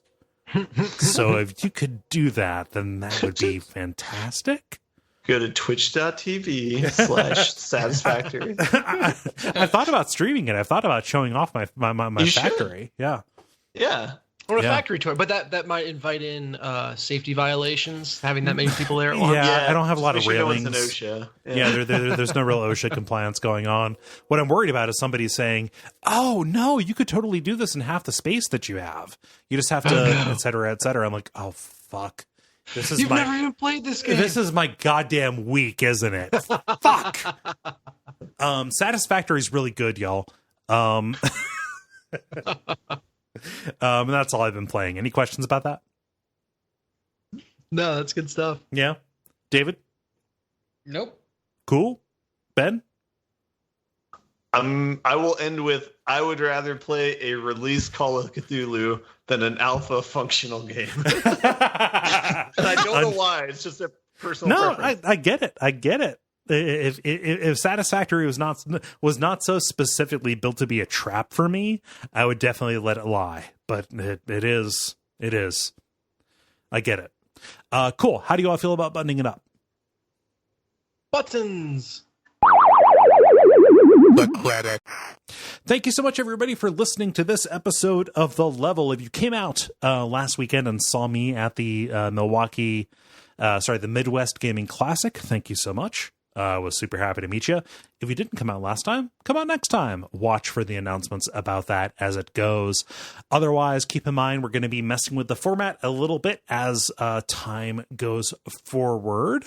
But it shouldn't mess with your expectations too much. All the same people, all the same stuff. And as usual, I want to make a renewed call for people to leave us ratings or reviews. I know it sucks if you're not in the Apple ecosystem to go and do that. Even if you're in the Apple ecosystem, it sucks to engage with the Apple ecosystem. However, that is the biggest source of our downloads, and positive reviews do raise our profile on that. So if you have nice things to say about us, or if you don't, but if you have nice things to say about us, consider going to the Apple podcast directory and leaving us a positive review. Otherwise, we're going to be around. We'll be back next week. All that stuff. Am I forgetting anything? Sounds good to me. All right. So I've been Kole Ross. You can watch my streams on twitch.tv/Duckfeed.tv. You all do not have to do the entire URL if you decide to say your Twitch names. Continue. I've been Dennis Furia. I am GreenLaser73 on Twitch. It's mostly Devil May Cry 5 right now, which I did not talk about, but am very much enjoying. Nice. I am the once in future David on Earth right now. And I've been Merkel at Merkleby on Twitch. And stick around for some titles.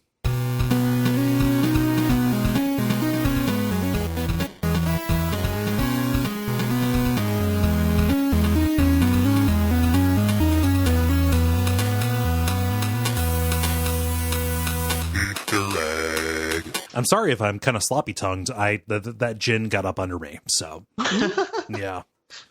So I've got some for you. Enough to where you're going to play Risk of Rain 2 with me now. No, I'm going to play Satisfactory because I've got a Jones, man. I'm sorry. I'm sorry. You guys and your other video games that you like. Yeah. So I got some for you. Some titles here.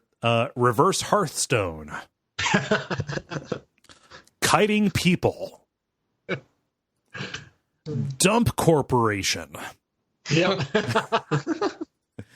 Dance Move on the WASD. The Fucking Snack Bag. Hey, Greta. Hey, Greta, is it a title? No, it's not. Sorry. I'm just saying hi to my lovely girl. The final one here, Clicking Heads. Clicking Heads. Yeah. Nice. Who's got stuff? I have 4. Okay. So I too had the Dump Corporation and Reverse Hearthstone. Okay. I also have Just the Facts podcast, ma'am. And a dash of Problematic. 1 second here. So the only thing I had is the Reverse Hearthstone. I actually start and stopped with Reverse Hearthstoning as well. Okay. So by the votes, that kind of has to be it, right? Is it reverse Hearthstoned, Hearthstoning? I can talk, I promise. I like reverse Hearthstoning. Cool. Yeah. No, but by the votes, if it's unanimous like that, then it has to be. So love it. Cool. Yeah, I'm gonna go. I'm gonna play with my cat because she has not had her laser pointer time yet. I'm gonna play some Satisfactory. No, she's got to have it, or else she doesn't sleep. So, oh yeah, cool. It's been good talking with you guys. Yeah, good hanging out. Y'all. Yeah,